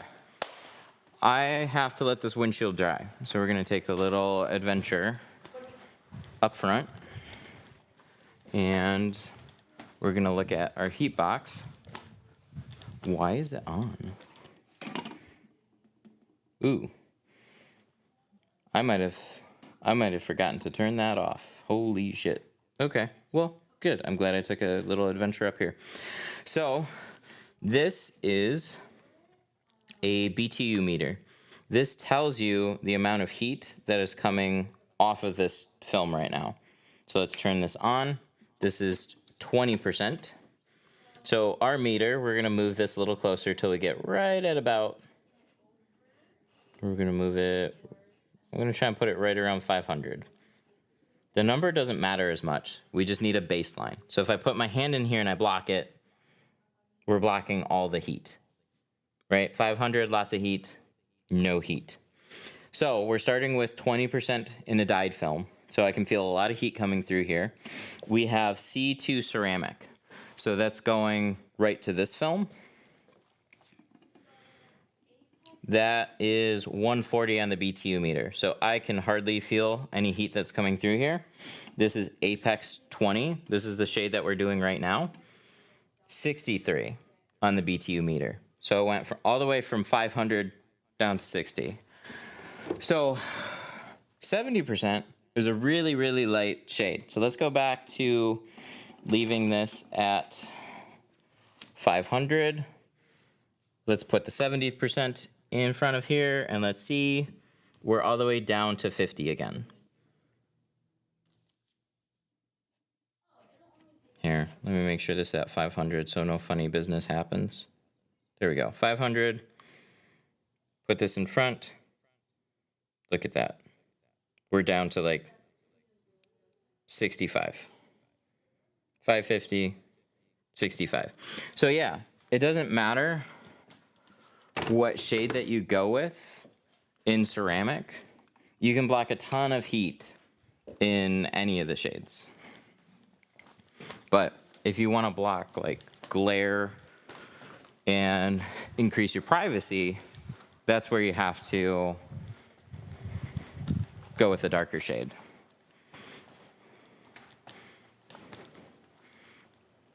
Okay, so that's 20. Oh yeah, we put the film back. Let's go grab that again.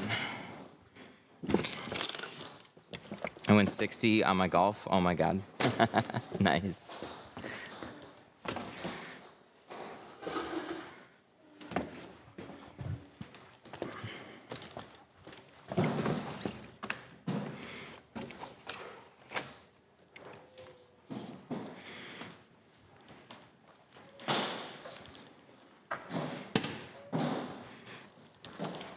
But yeah, there's two major types of film that we install here. There's carbon and there's ceramic. Carbon, the darker you get, the more heat that it blocks. Ceramic, it doesn't matter how dark the film is. It'll block heat in all the shades.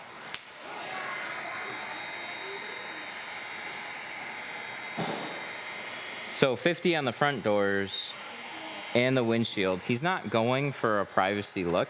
It's gonna add a little bit of shade, but it's mainly for heat. And in Michigan, you can tint the back as dark as you want.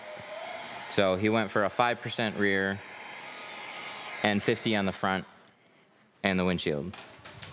What do you use for heat shrink? That Wagner right there.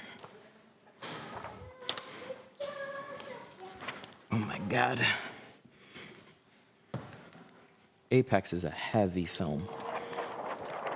2 layers.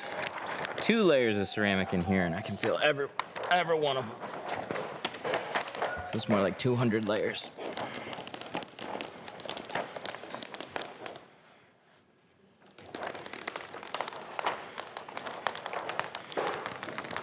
What's your best tip for a beginner? What are you having problems with?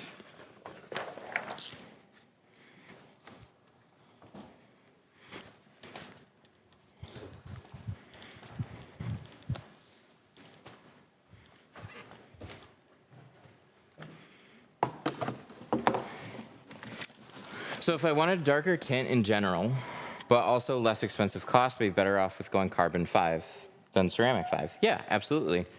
You get a lot of the benefits of a ceramic film because you went with a dark carbon film.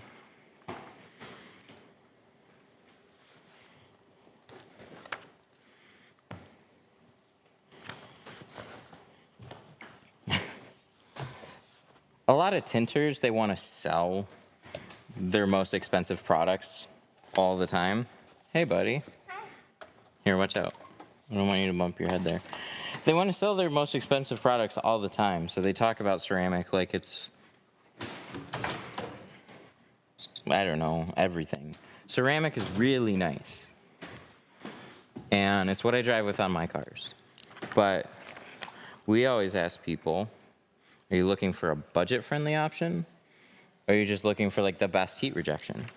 Because everybody's got different needs on that. So if you're going with the dark film, yeah, carbon's gonna be great. Ceramic's still gonna block out a little bit more heat, especially the apex, but it's not gonna be a night and day difference between the two. This is apex. So this is 2 layers of ceramic in one film. Is there such a thing as windscreen protector? Yeah, there's a few now. It's still really early. It's an expensive product, and there's longevity issues. It's just a really hard problem to solve. Glass is a really hard surface. It's easy to see through. It sucks that it breaks, but That's why we use it for windshields, because it's just the right material. When you're trying to protect it from chips and stuff, films help, but films are not as strong as glass is. So when you're taking literal road debris, wiping it over through your wiper blades and stuff, and it's just getting stuff thrown at it all day, it'll protect the windscreen, but it'll show abuse. And it's just really expensive. So it's hard to want to spend $800,000 on protecting your windshield when sometimes that's as much as it costs to replace it. So it's really for your like high-end EVs and high-end cars, high-end everything in general. Hey, buddy.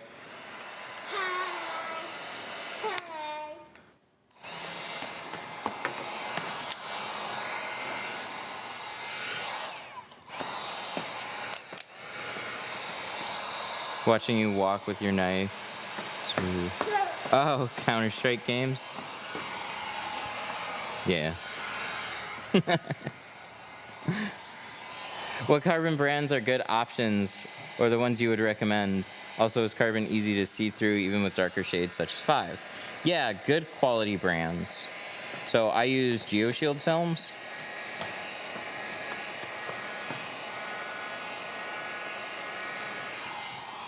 Easy to see through. Looks good. When you get down to 5% and you're driving down a dark road, no matter how easy the film is to see through, you're blocking out 95% of the light. Like, that's kind of the point. But it's way easier to see through than a cheap film. Cheap films just don't have clarity.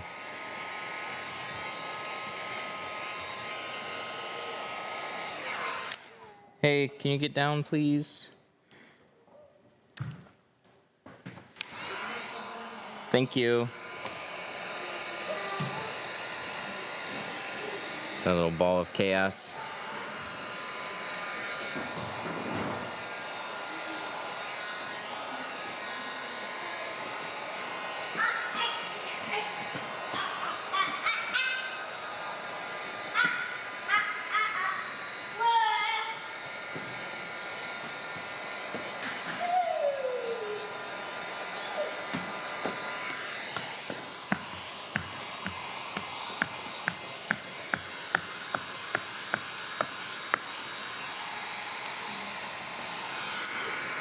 Hey, careful. Hey, listen to mama.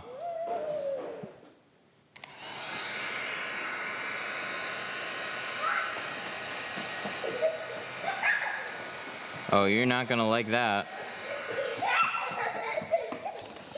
Stop. It's not a playground. Go to mama. Please.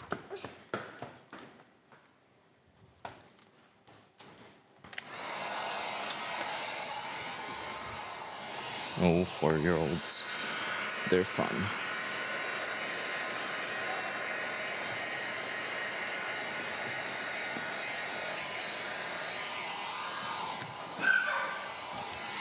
I always thought it was put on the inside. We'll get there.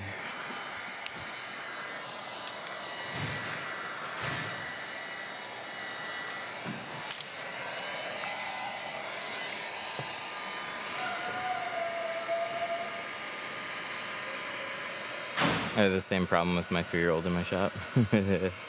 Everything's a toy. It's a vacation day for him.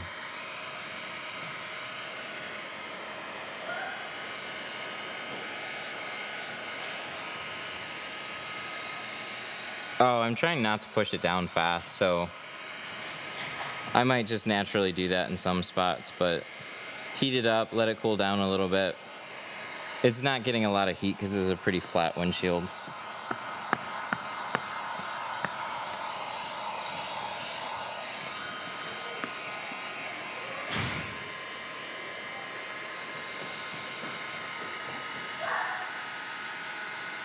Film looks pretty blue on camera. Does it look that way in person?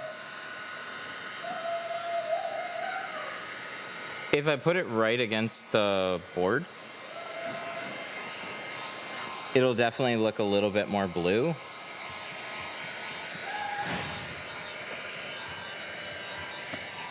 But the camera exaggerates all the colors.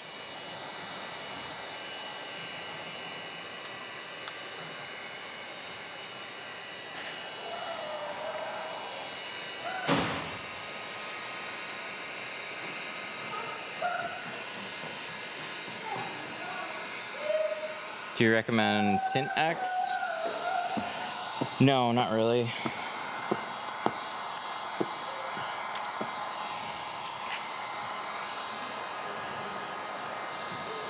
Their Pure Max is decent.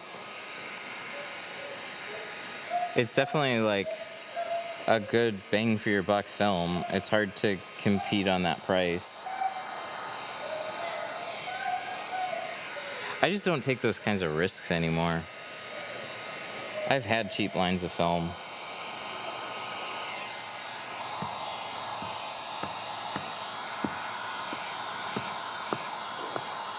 Like, cost for a roll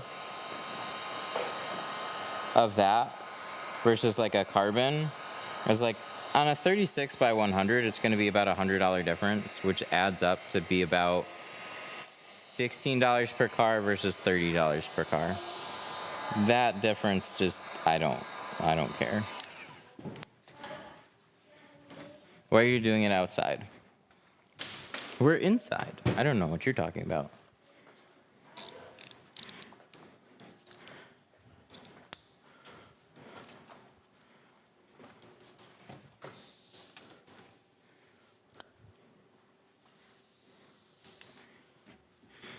Can I tint a windshield with a 24-inch roll? No.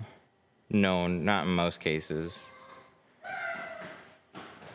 A Wrangler you could. There's probably a couple more. Most of them you need a 36.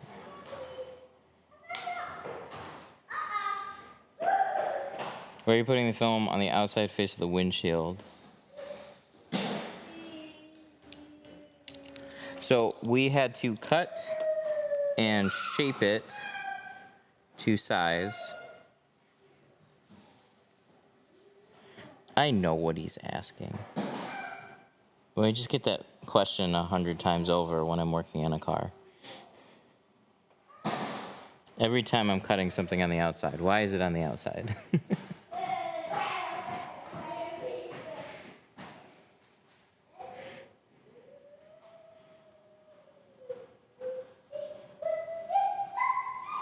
Should I take a class? So as somebody that, we have classes. As somebody that teaches classes, classes are very helpful. They will help speed you up. They will not make you into a professional window tinter. They are accelerators.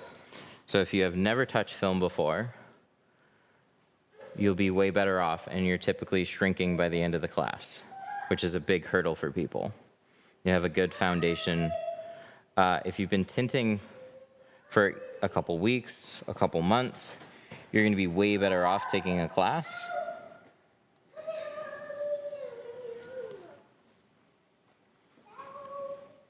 Because if you take a class, then you'll be more familiar with handling film. You'll be more familiar with the overall process, and it won't just seem so weird to try and tint a window.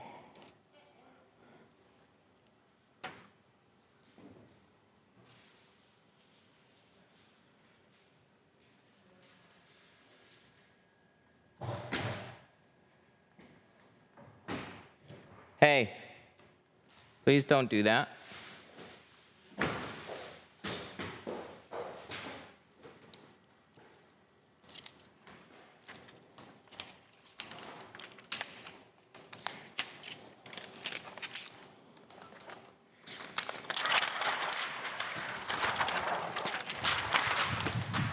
You're not going to want to get caught now.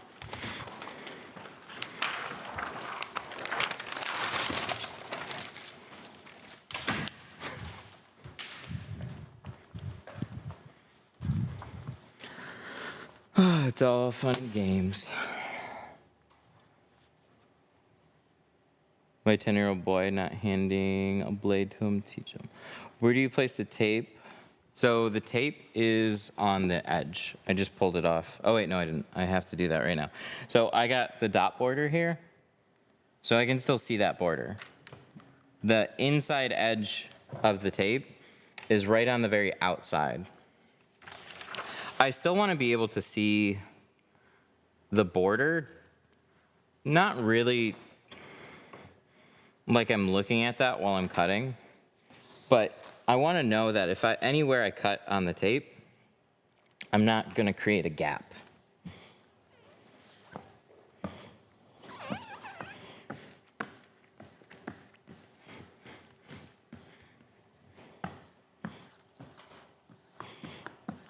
Have you ever had any rainbow stripes? Not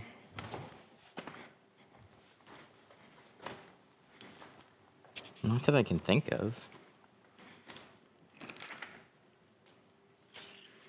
Sometimes like ceramic can have a little bit of a rainbowing effect on certain times of day.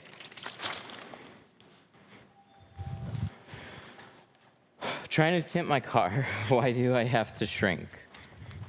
So all your windows have a curve to them, and window film is flat.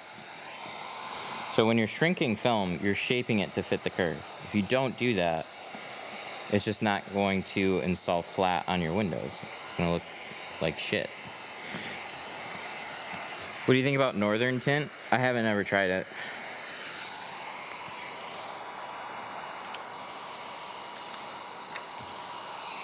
Tint competitions? I've competed before, years ago.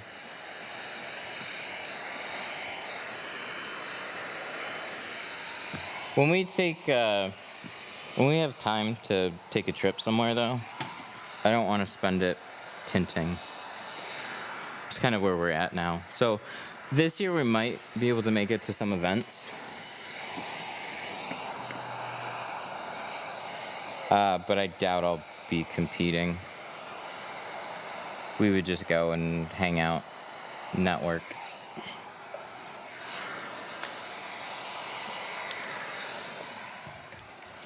Why does the tint have a blue hue to it? So you'll notice anytime I go in and out of the car, camera adjusts quite a bit. So if there's any color on this, it leans a little bit more bluer, but it's super light.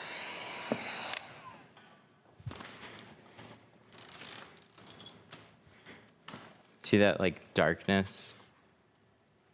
See how like the lights stay bright, the window, and then it brightens up, dims, brightens up, dims.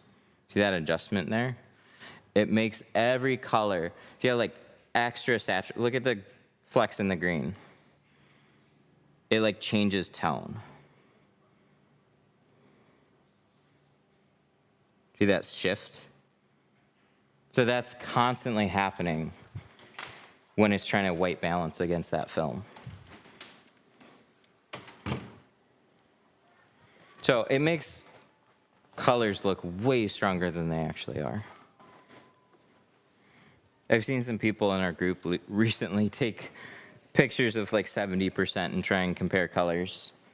Like there's a difference, there's a little tone difference, but on 70 it's so subtle when it's actually on the car outside that it's just not gonna matter. What kind of film is that? This is a dual layer ceramic film. 2 layers of ceramic in one film. This one's called Apex. Pre-cut ceramic from eBay because I'm cheap.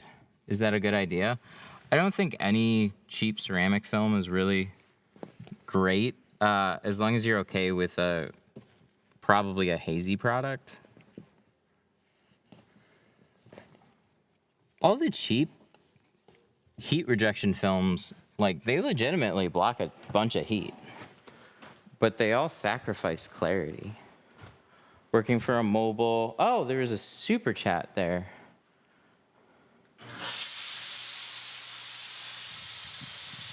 Thank you. Michael with the 10. When will Glass Aid Or Seal Guard. When will Seal Guard be back in stock? I'm not positive yet. We're trying to make it better. And that's not cheap.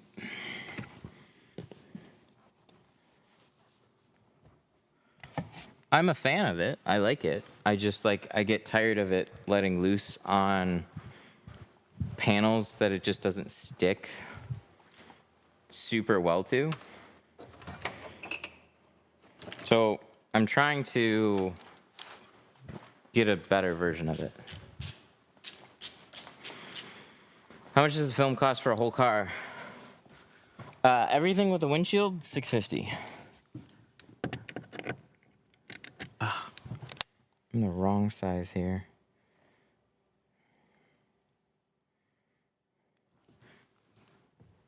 Yeah, just a little bit smaller. Do I gotta go grab my other one? Yes, I do. I could have got it by now, but I'm too lazy. Yep, I gotta go grab the other one. This one doesn't fit. This one's too big.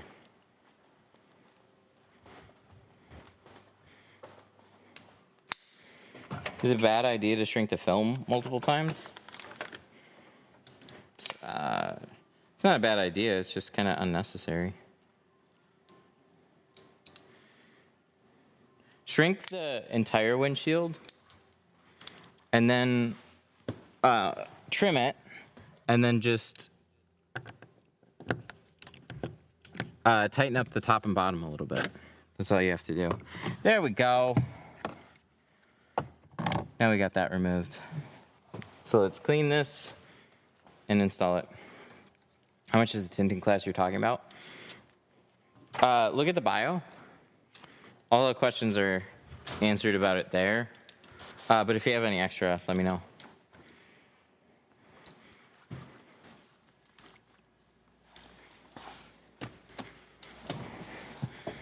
Why Skoda Codillac front door window seal can't pull out? So I don't remove most seals at all, let alone have ever tinted a Skoda. I'd be the least qualified person to tell you.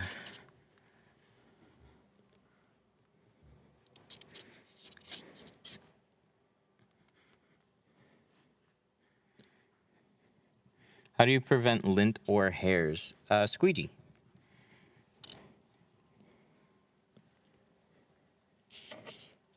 Your squeegee is always the final clean.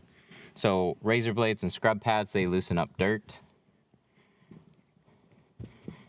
Clay bars, those work too. But this, you don't want a squeegee that leaves water trails behind. You want everything to be perfectly dry. So this is your final sweep that's removing any hairs and lint. Now that kind of stuff can still float through the air, and every once in a while you'll have a little hair or a little piece of lint in your work. That just sucks, and then you have to redo it.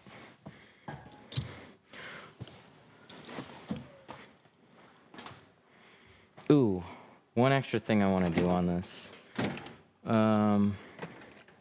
Yes. I'm gonna keep that handy, and this towel will be fine. Let's use that. Oh yeah, we already have a towel there.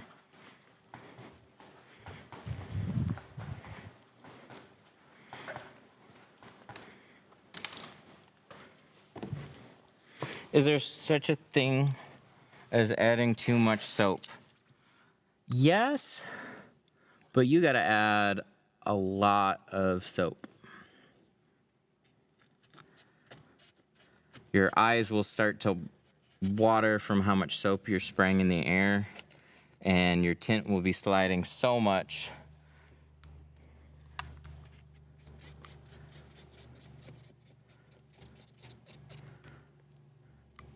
that it's just never going to stay still. It's just going to keep moving around. So with soap, it'll dry out and your film will stick eventually. But if you want to be efficient, you want enough soap to let your film slide around.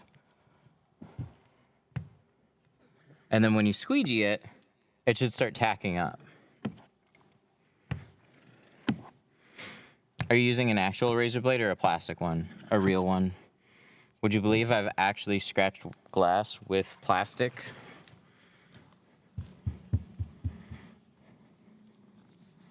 I just change them often. I don't leave them in a holder sitting to rust. Grab a new one, low angle, doesn't scratch the window.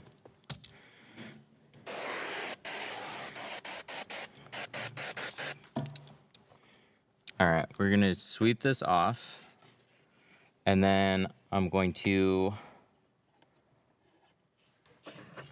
alcohol the edges, probably squeegee it one more time, and then we'll get it installed.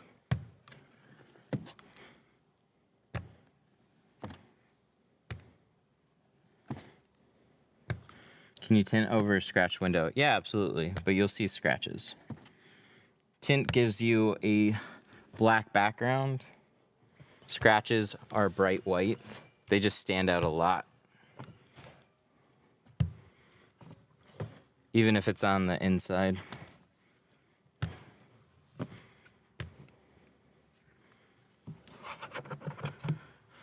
Cool. So, little alcohol spray.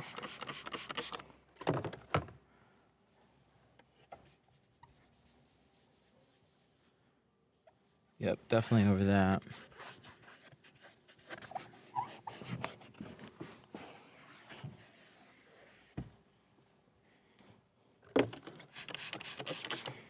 Just 70 isopropyl. Any alcohol spray.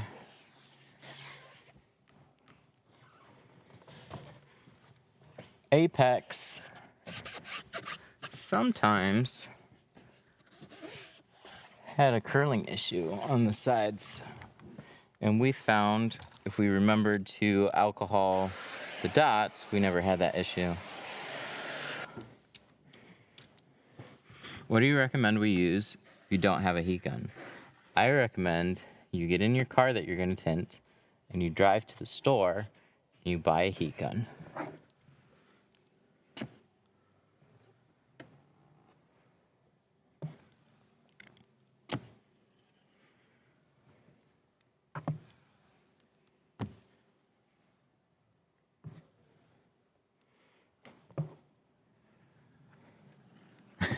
A lighter.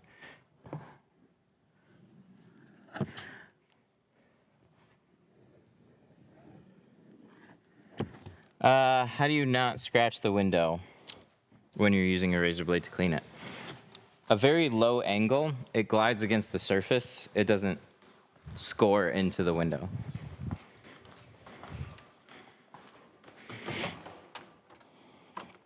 You want to look up something scary, look up windshield chip repair.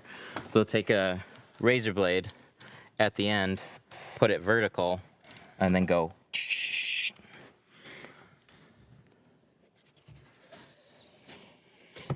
White alcohol spray around the edges, just to make sure everything sticks.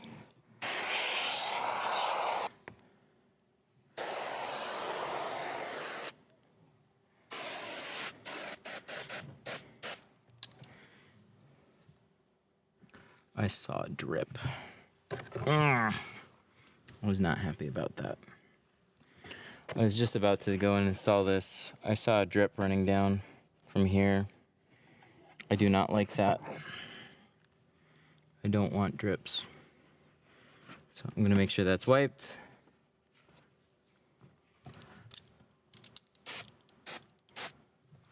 Drips contain dirt.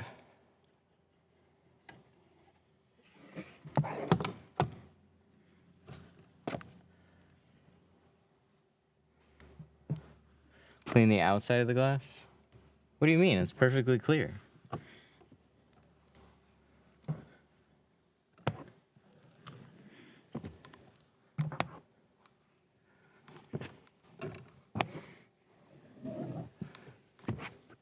How much can you average on a window tinting business?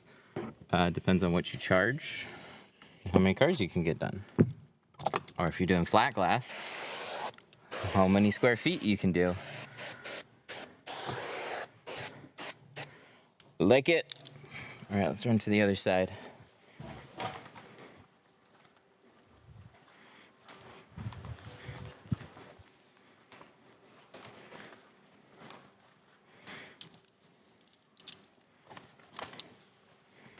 When I was mobile, my best year doing mobile, I did 95. That wasn't in total sales. That's what I took home.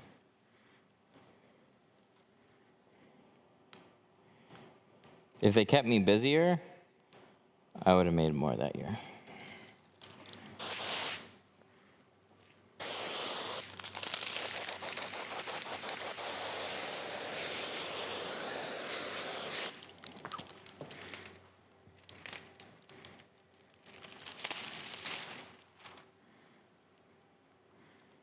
Where can I buy your orange squeegee handle?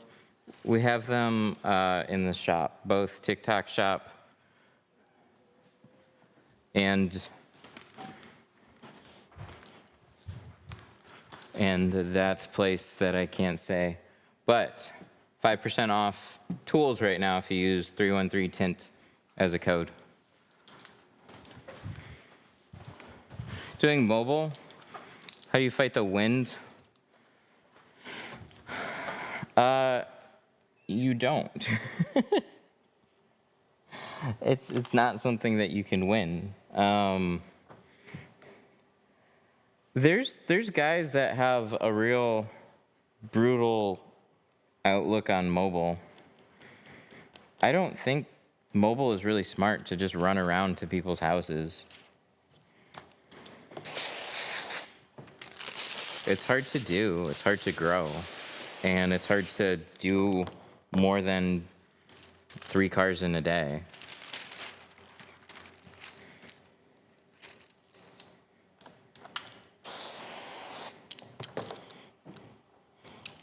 My favorite way of doing mobile, so I was mobile for 5 years, but I went to other companies. Not tint companies, but I went to auto companies. So glass replacement places, stereo places, high-end detail shops. They all have customers that want window tint, and they have existing clients. I can go to one place in a day, and I can make more money and not have to talk to people, not have shop overhead. They talk to the customers because they're already salespeople. You just train them on their films and offerings, and then do that. But people look at mobile like I gotta run around to somebody's house for like a couple $100. That's just brutal. There's no money there. 500 for a VW Beetle, a good price. Are you doing a windshield? Maybe without a windshield. It's a good question. I don't know what I would charge for one. I just don't get asked about them. So it's not a question I ever have to answer.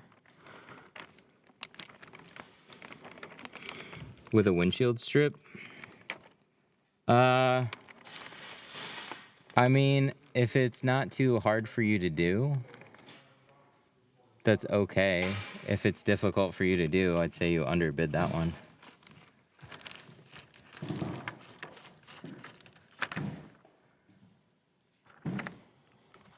It's just your experience level on that one, honestly. Just expect that one to take you most of the day. And if it doesn't, I mean, that's great. You win.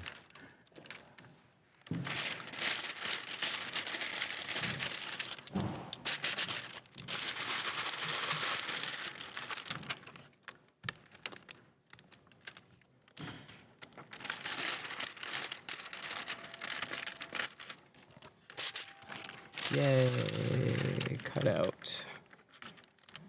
Good.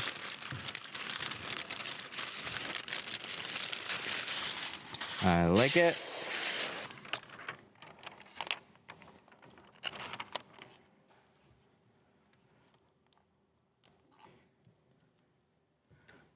line this up.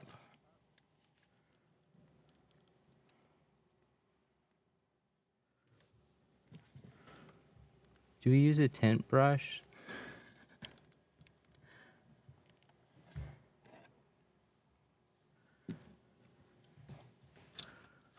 I should grab my really wide squeegee again. Let's grab that. I'd rather try that.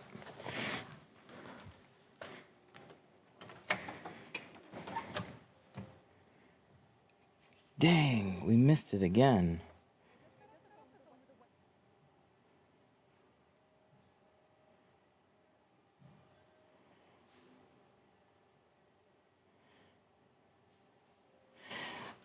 Is the tint brush worth getting just starting out?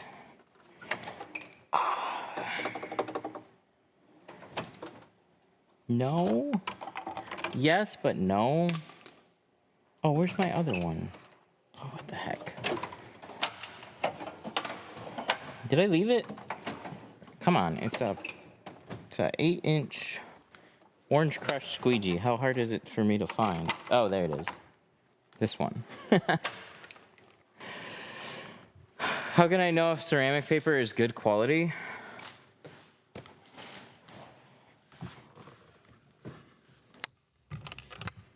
It's a good question. It's fair. I pay attention more to like, I've just been around for a while, so I tend to like know where certain films come from, who's making what.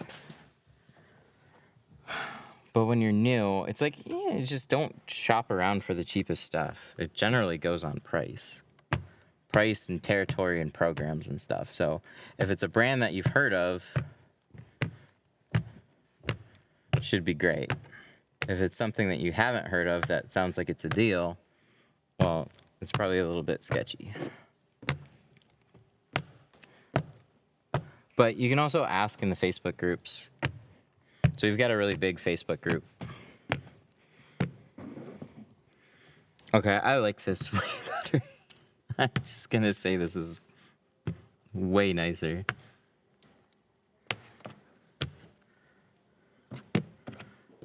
I'm more used to squeegees though. Guys, get yourself an 8-inch squeegee blade. I'm gonna go get my hybrid and do this on the next one. I got an 8-inch hybrid. It's like $30. I still got to squeegee water out of it. I like that. That was nice. So, okay. The idea of a pink clean, a tint brush, a wide soft squeegee, the idea here is evenly distributing your film across the window. So you're getting the majority of your air and smoothing out the film before you start putting a lot of pressure on it. If you're familiar with tinting, you understand how you should push out the film. When you're new to tinting, it's confusing.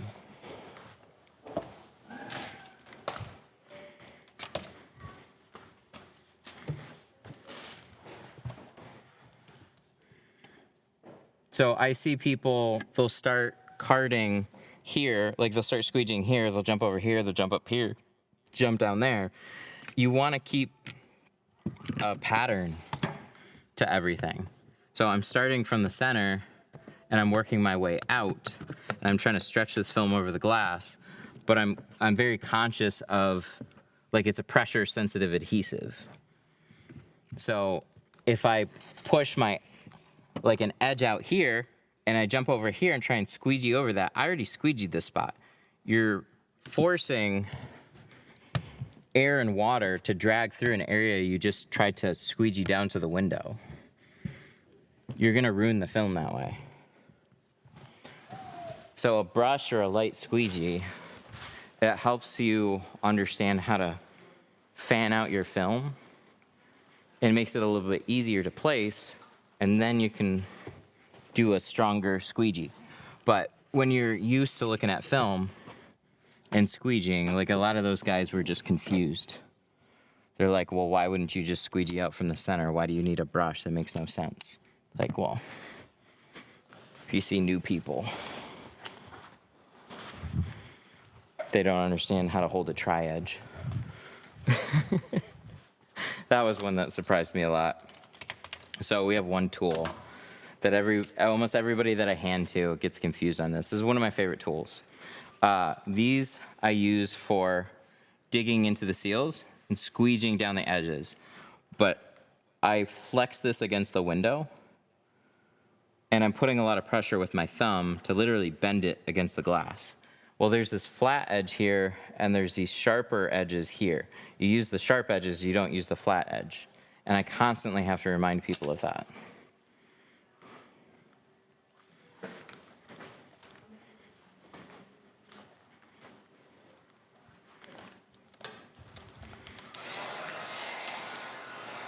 What is a hybrid squeegee? That's this one right here. A blue and an orange together. It's just called the hybrid.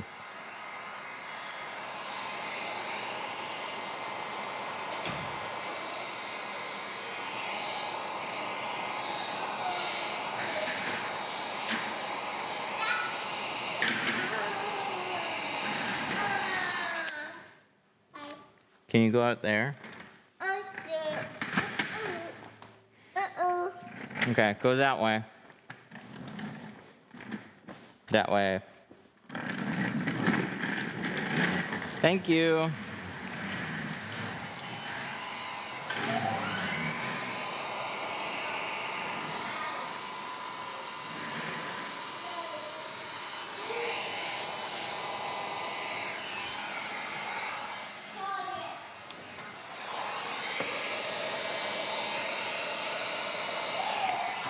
Just place an order, sent an email with some questions. All right.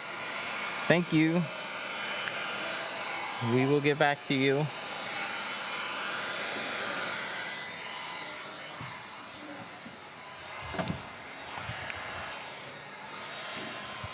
Looks good. Let's make sure the other side is heated. We'll clean off that windshield. Touch up a couple small things. A couple fingers that I see already.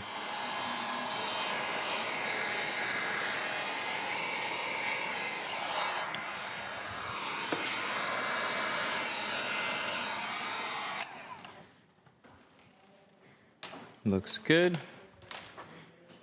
Clean. Let's clean it.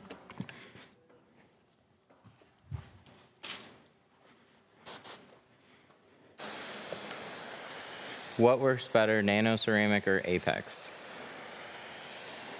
So nano ceramic, Apex is a nano ceramic film, but it's 2 layers of nano ceramic. So ceramic, nano ceramic, it's just the type of film that you're working with.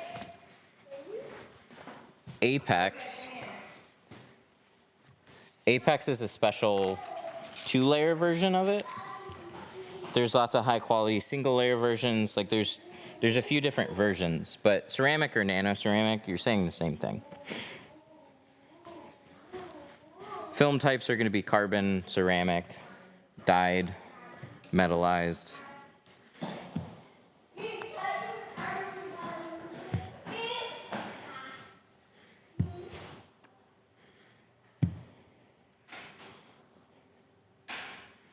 Are you still giving away shirts on stream? I don't think so right now.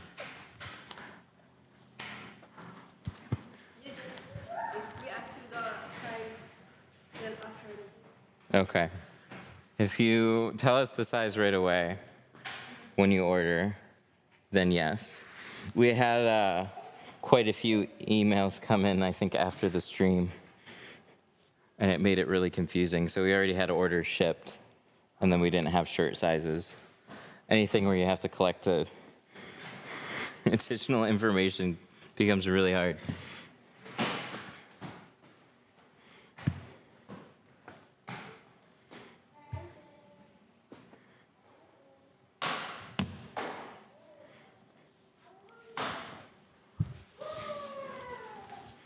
We're almost done with this one, so if you have an order in, let us know very soon. That reminds me, I gotta order film too.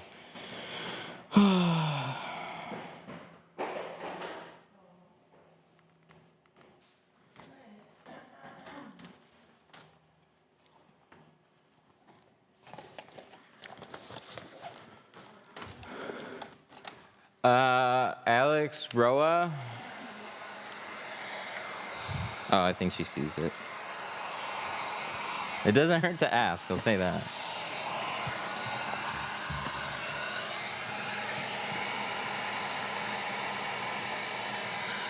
So this little finger needs to go wee, wee, wee, wee, wee, wee, wee, wee. Not surprising, we have a pretty big cutout right here. So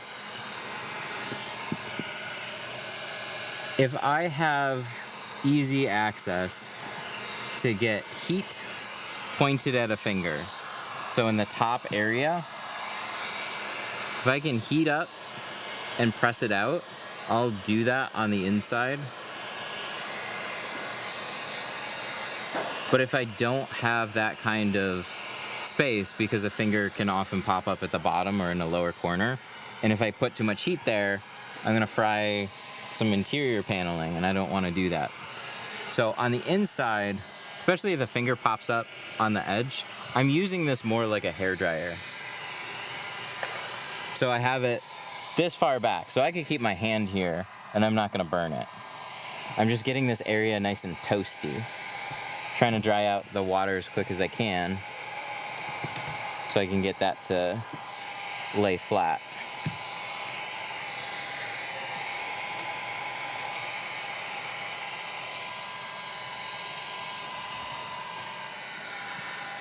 So I got a couple fingers over in that top corner. I'll take care of those. This is all looking nice. Everything starting to seal up on the edge. Oh, it's doing that apexy thing.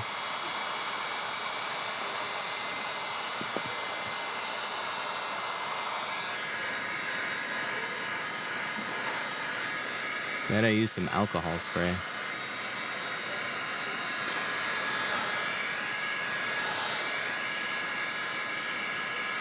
It's not super common for it to happen, but every once in a while, it's just with windshields too, which is weird. Apex tends to like curl back, and then I have to baby it with some heat. So it's just gotta dry out, and then it'll be all right. So I'm just heating it up, trying to dry it out with this. Hair dry it for a little while.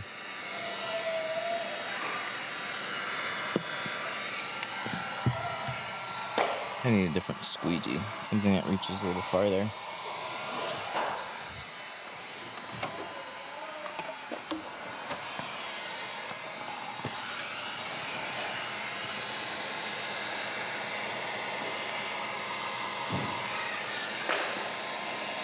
How's it dealing with carpet liners, especially on older cars?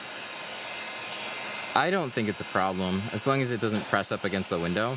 That'll make it really difficult.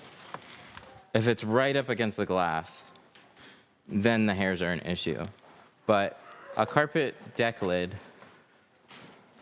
is not touching your glass.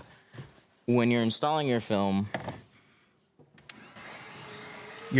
should touch the glass before it ever gets close to the deck lid.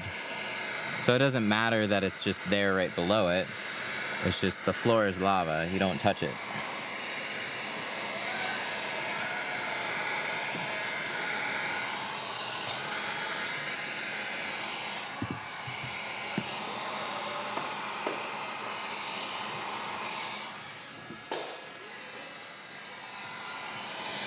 How long should it take to tint a windshield? I don't think it should take any longer than an hour. Windshields are the biggest, most difficult part of most vehicles. But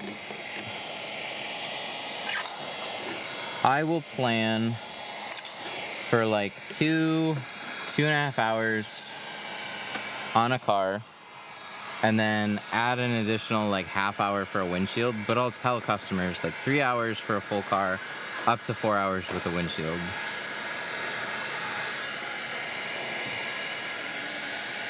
I don't want to risk rushing myself. But for a very long time, 2 hours, up to 2 hours for a full car, add an extra half hour, 45 minutes if it was getting a windshield, and then we stuck to those timelines. That wasn't bad. Some cars would take a little bit longer, some were done quicker.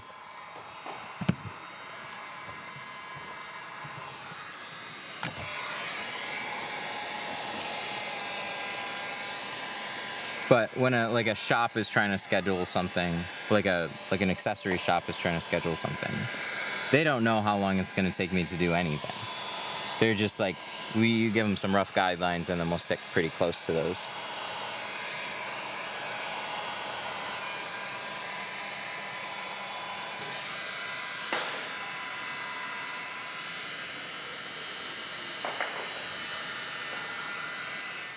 The most difficult thing for me is to burn the back window. Any recommendations besides practicing? Oh,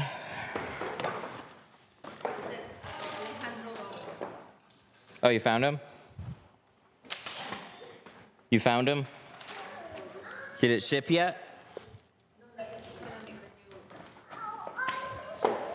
I think Alex just snuck in there.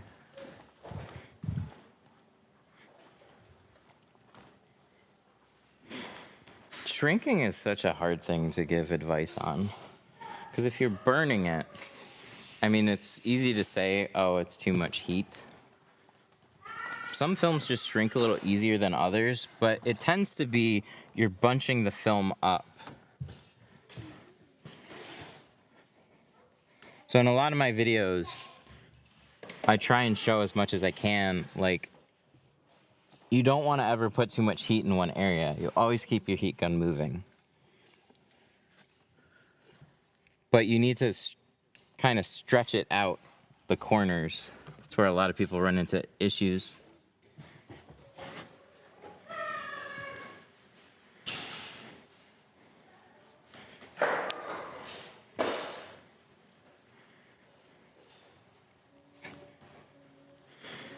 If there's one thing our class is exceptionally good at, it's helping people understanding what they're doing wrong with shrinking.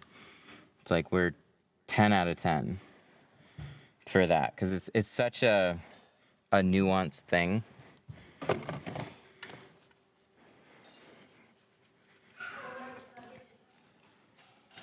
Looking good. So that extra heat there, Apex was just curling back. Not fun, but if you babysit it for a little bit, it doesn't do that on every windshield.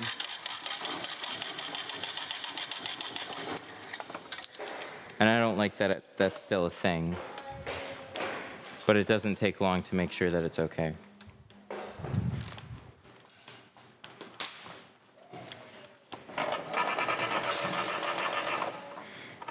Tinters must have clean and well-controlled hands because some carpets would stress me out. You can also take a heat gun, turn it on, and just melt the really tall fibers down. That could help. It's a little trick I used to use. But I don't know. It's really easy to look at a messy truck and think like, oh, hey, that's gonna get into my work. When it's like, you really just gotta focus on the piece of glass. So we cover door panels, glass cleans up really easy, so I don't care about any of what's going on there.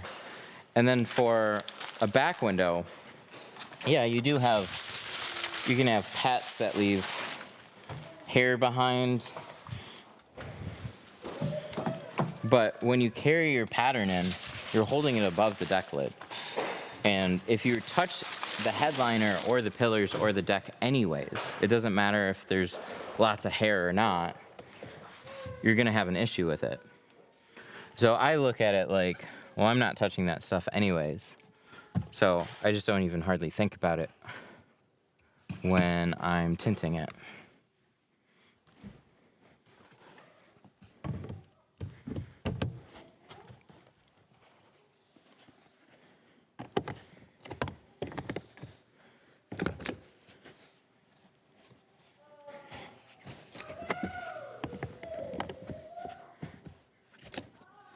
Is that really? Isn't it supposed to like, or is that backwards? Oh. Oh, that makes sense. Weird.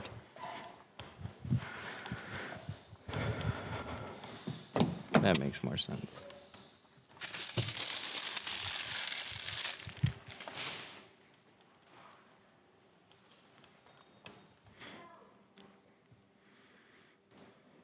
Was one of the headrests missing? I have to go back in my video. I'm pretty sure a headrest was already taken out, because I don't think it's missing out of the car.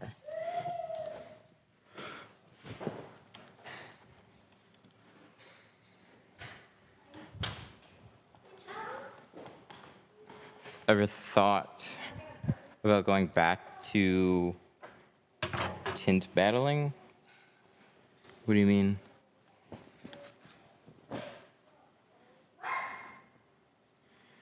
Brother, good video. YouTube lucky good. Thank you.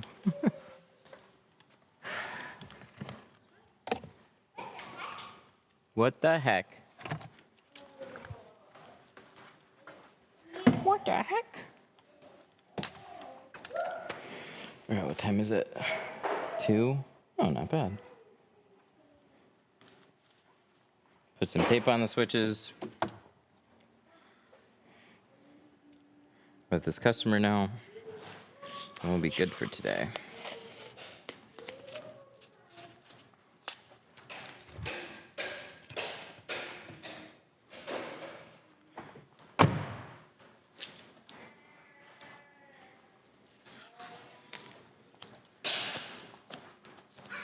Oh, the tin offs? Probably not this year. Might be able to make it out and just be there, but likely not competing. Huh?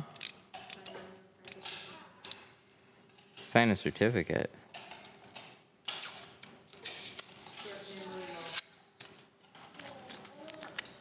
Who got a certificate? What?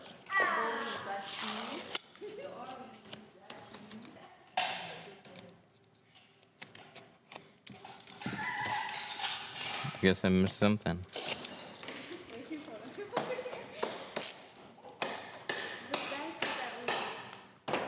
last name was written wrong. Oh, we never fixed that?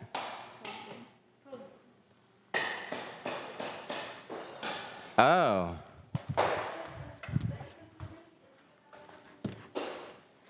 An email today? I'm like streaming and half hearing people.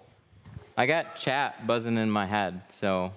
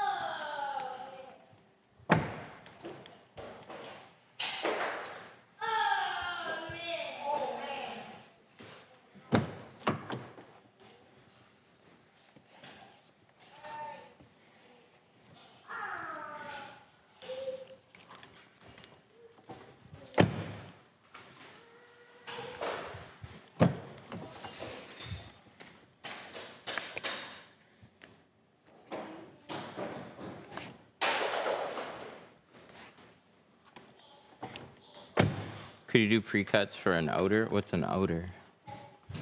No, we don't do pre-cuts, I'm sorry.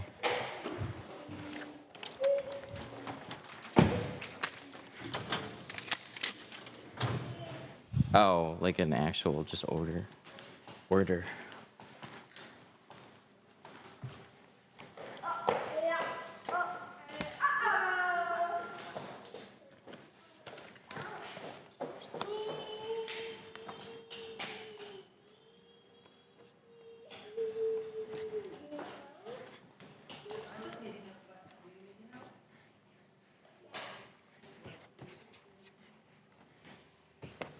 Oh my god, it looks so blue on camera.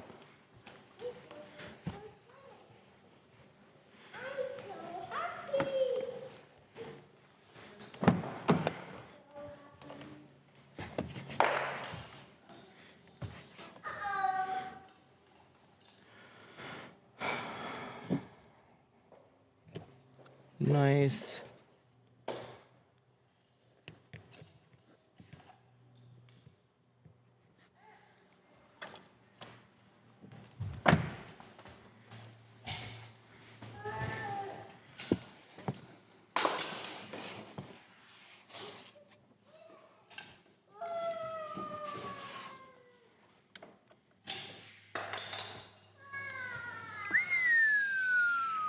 Looks nice.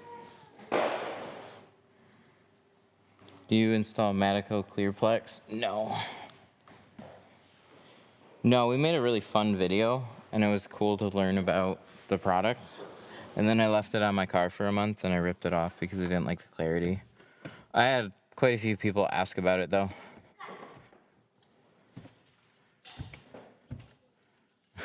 You're a warrior for wearing that around your neck for these live streams.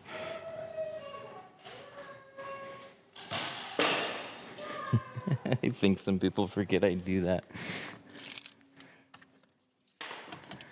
All right. All good?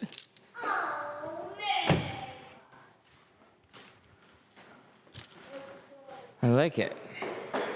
Front is hardly gonna look tinted. Rear looks 5. Ceramic all the way around. It's gonna feel nice in the summertime. 10 out of 10. Looks good. Alrighty guys, I'm gonna hop off here. Camera looks blue today. Here, I will show something really quick. So, really light films, everything's gonna make the camera look different. So, white balance, look at it, this. See how it like skips color? And then it gets lighter, it gets darker, it gets lighter, it gets darker. All that happens really, really quickly. And it makes colors, like it oversaturates everything.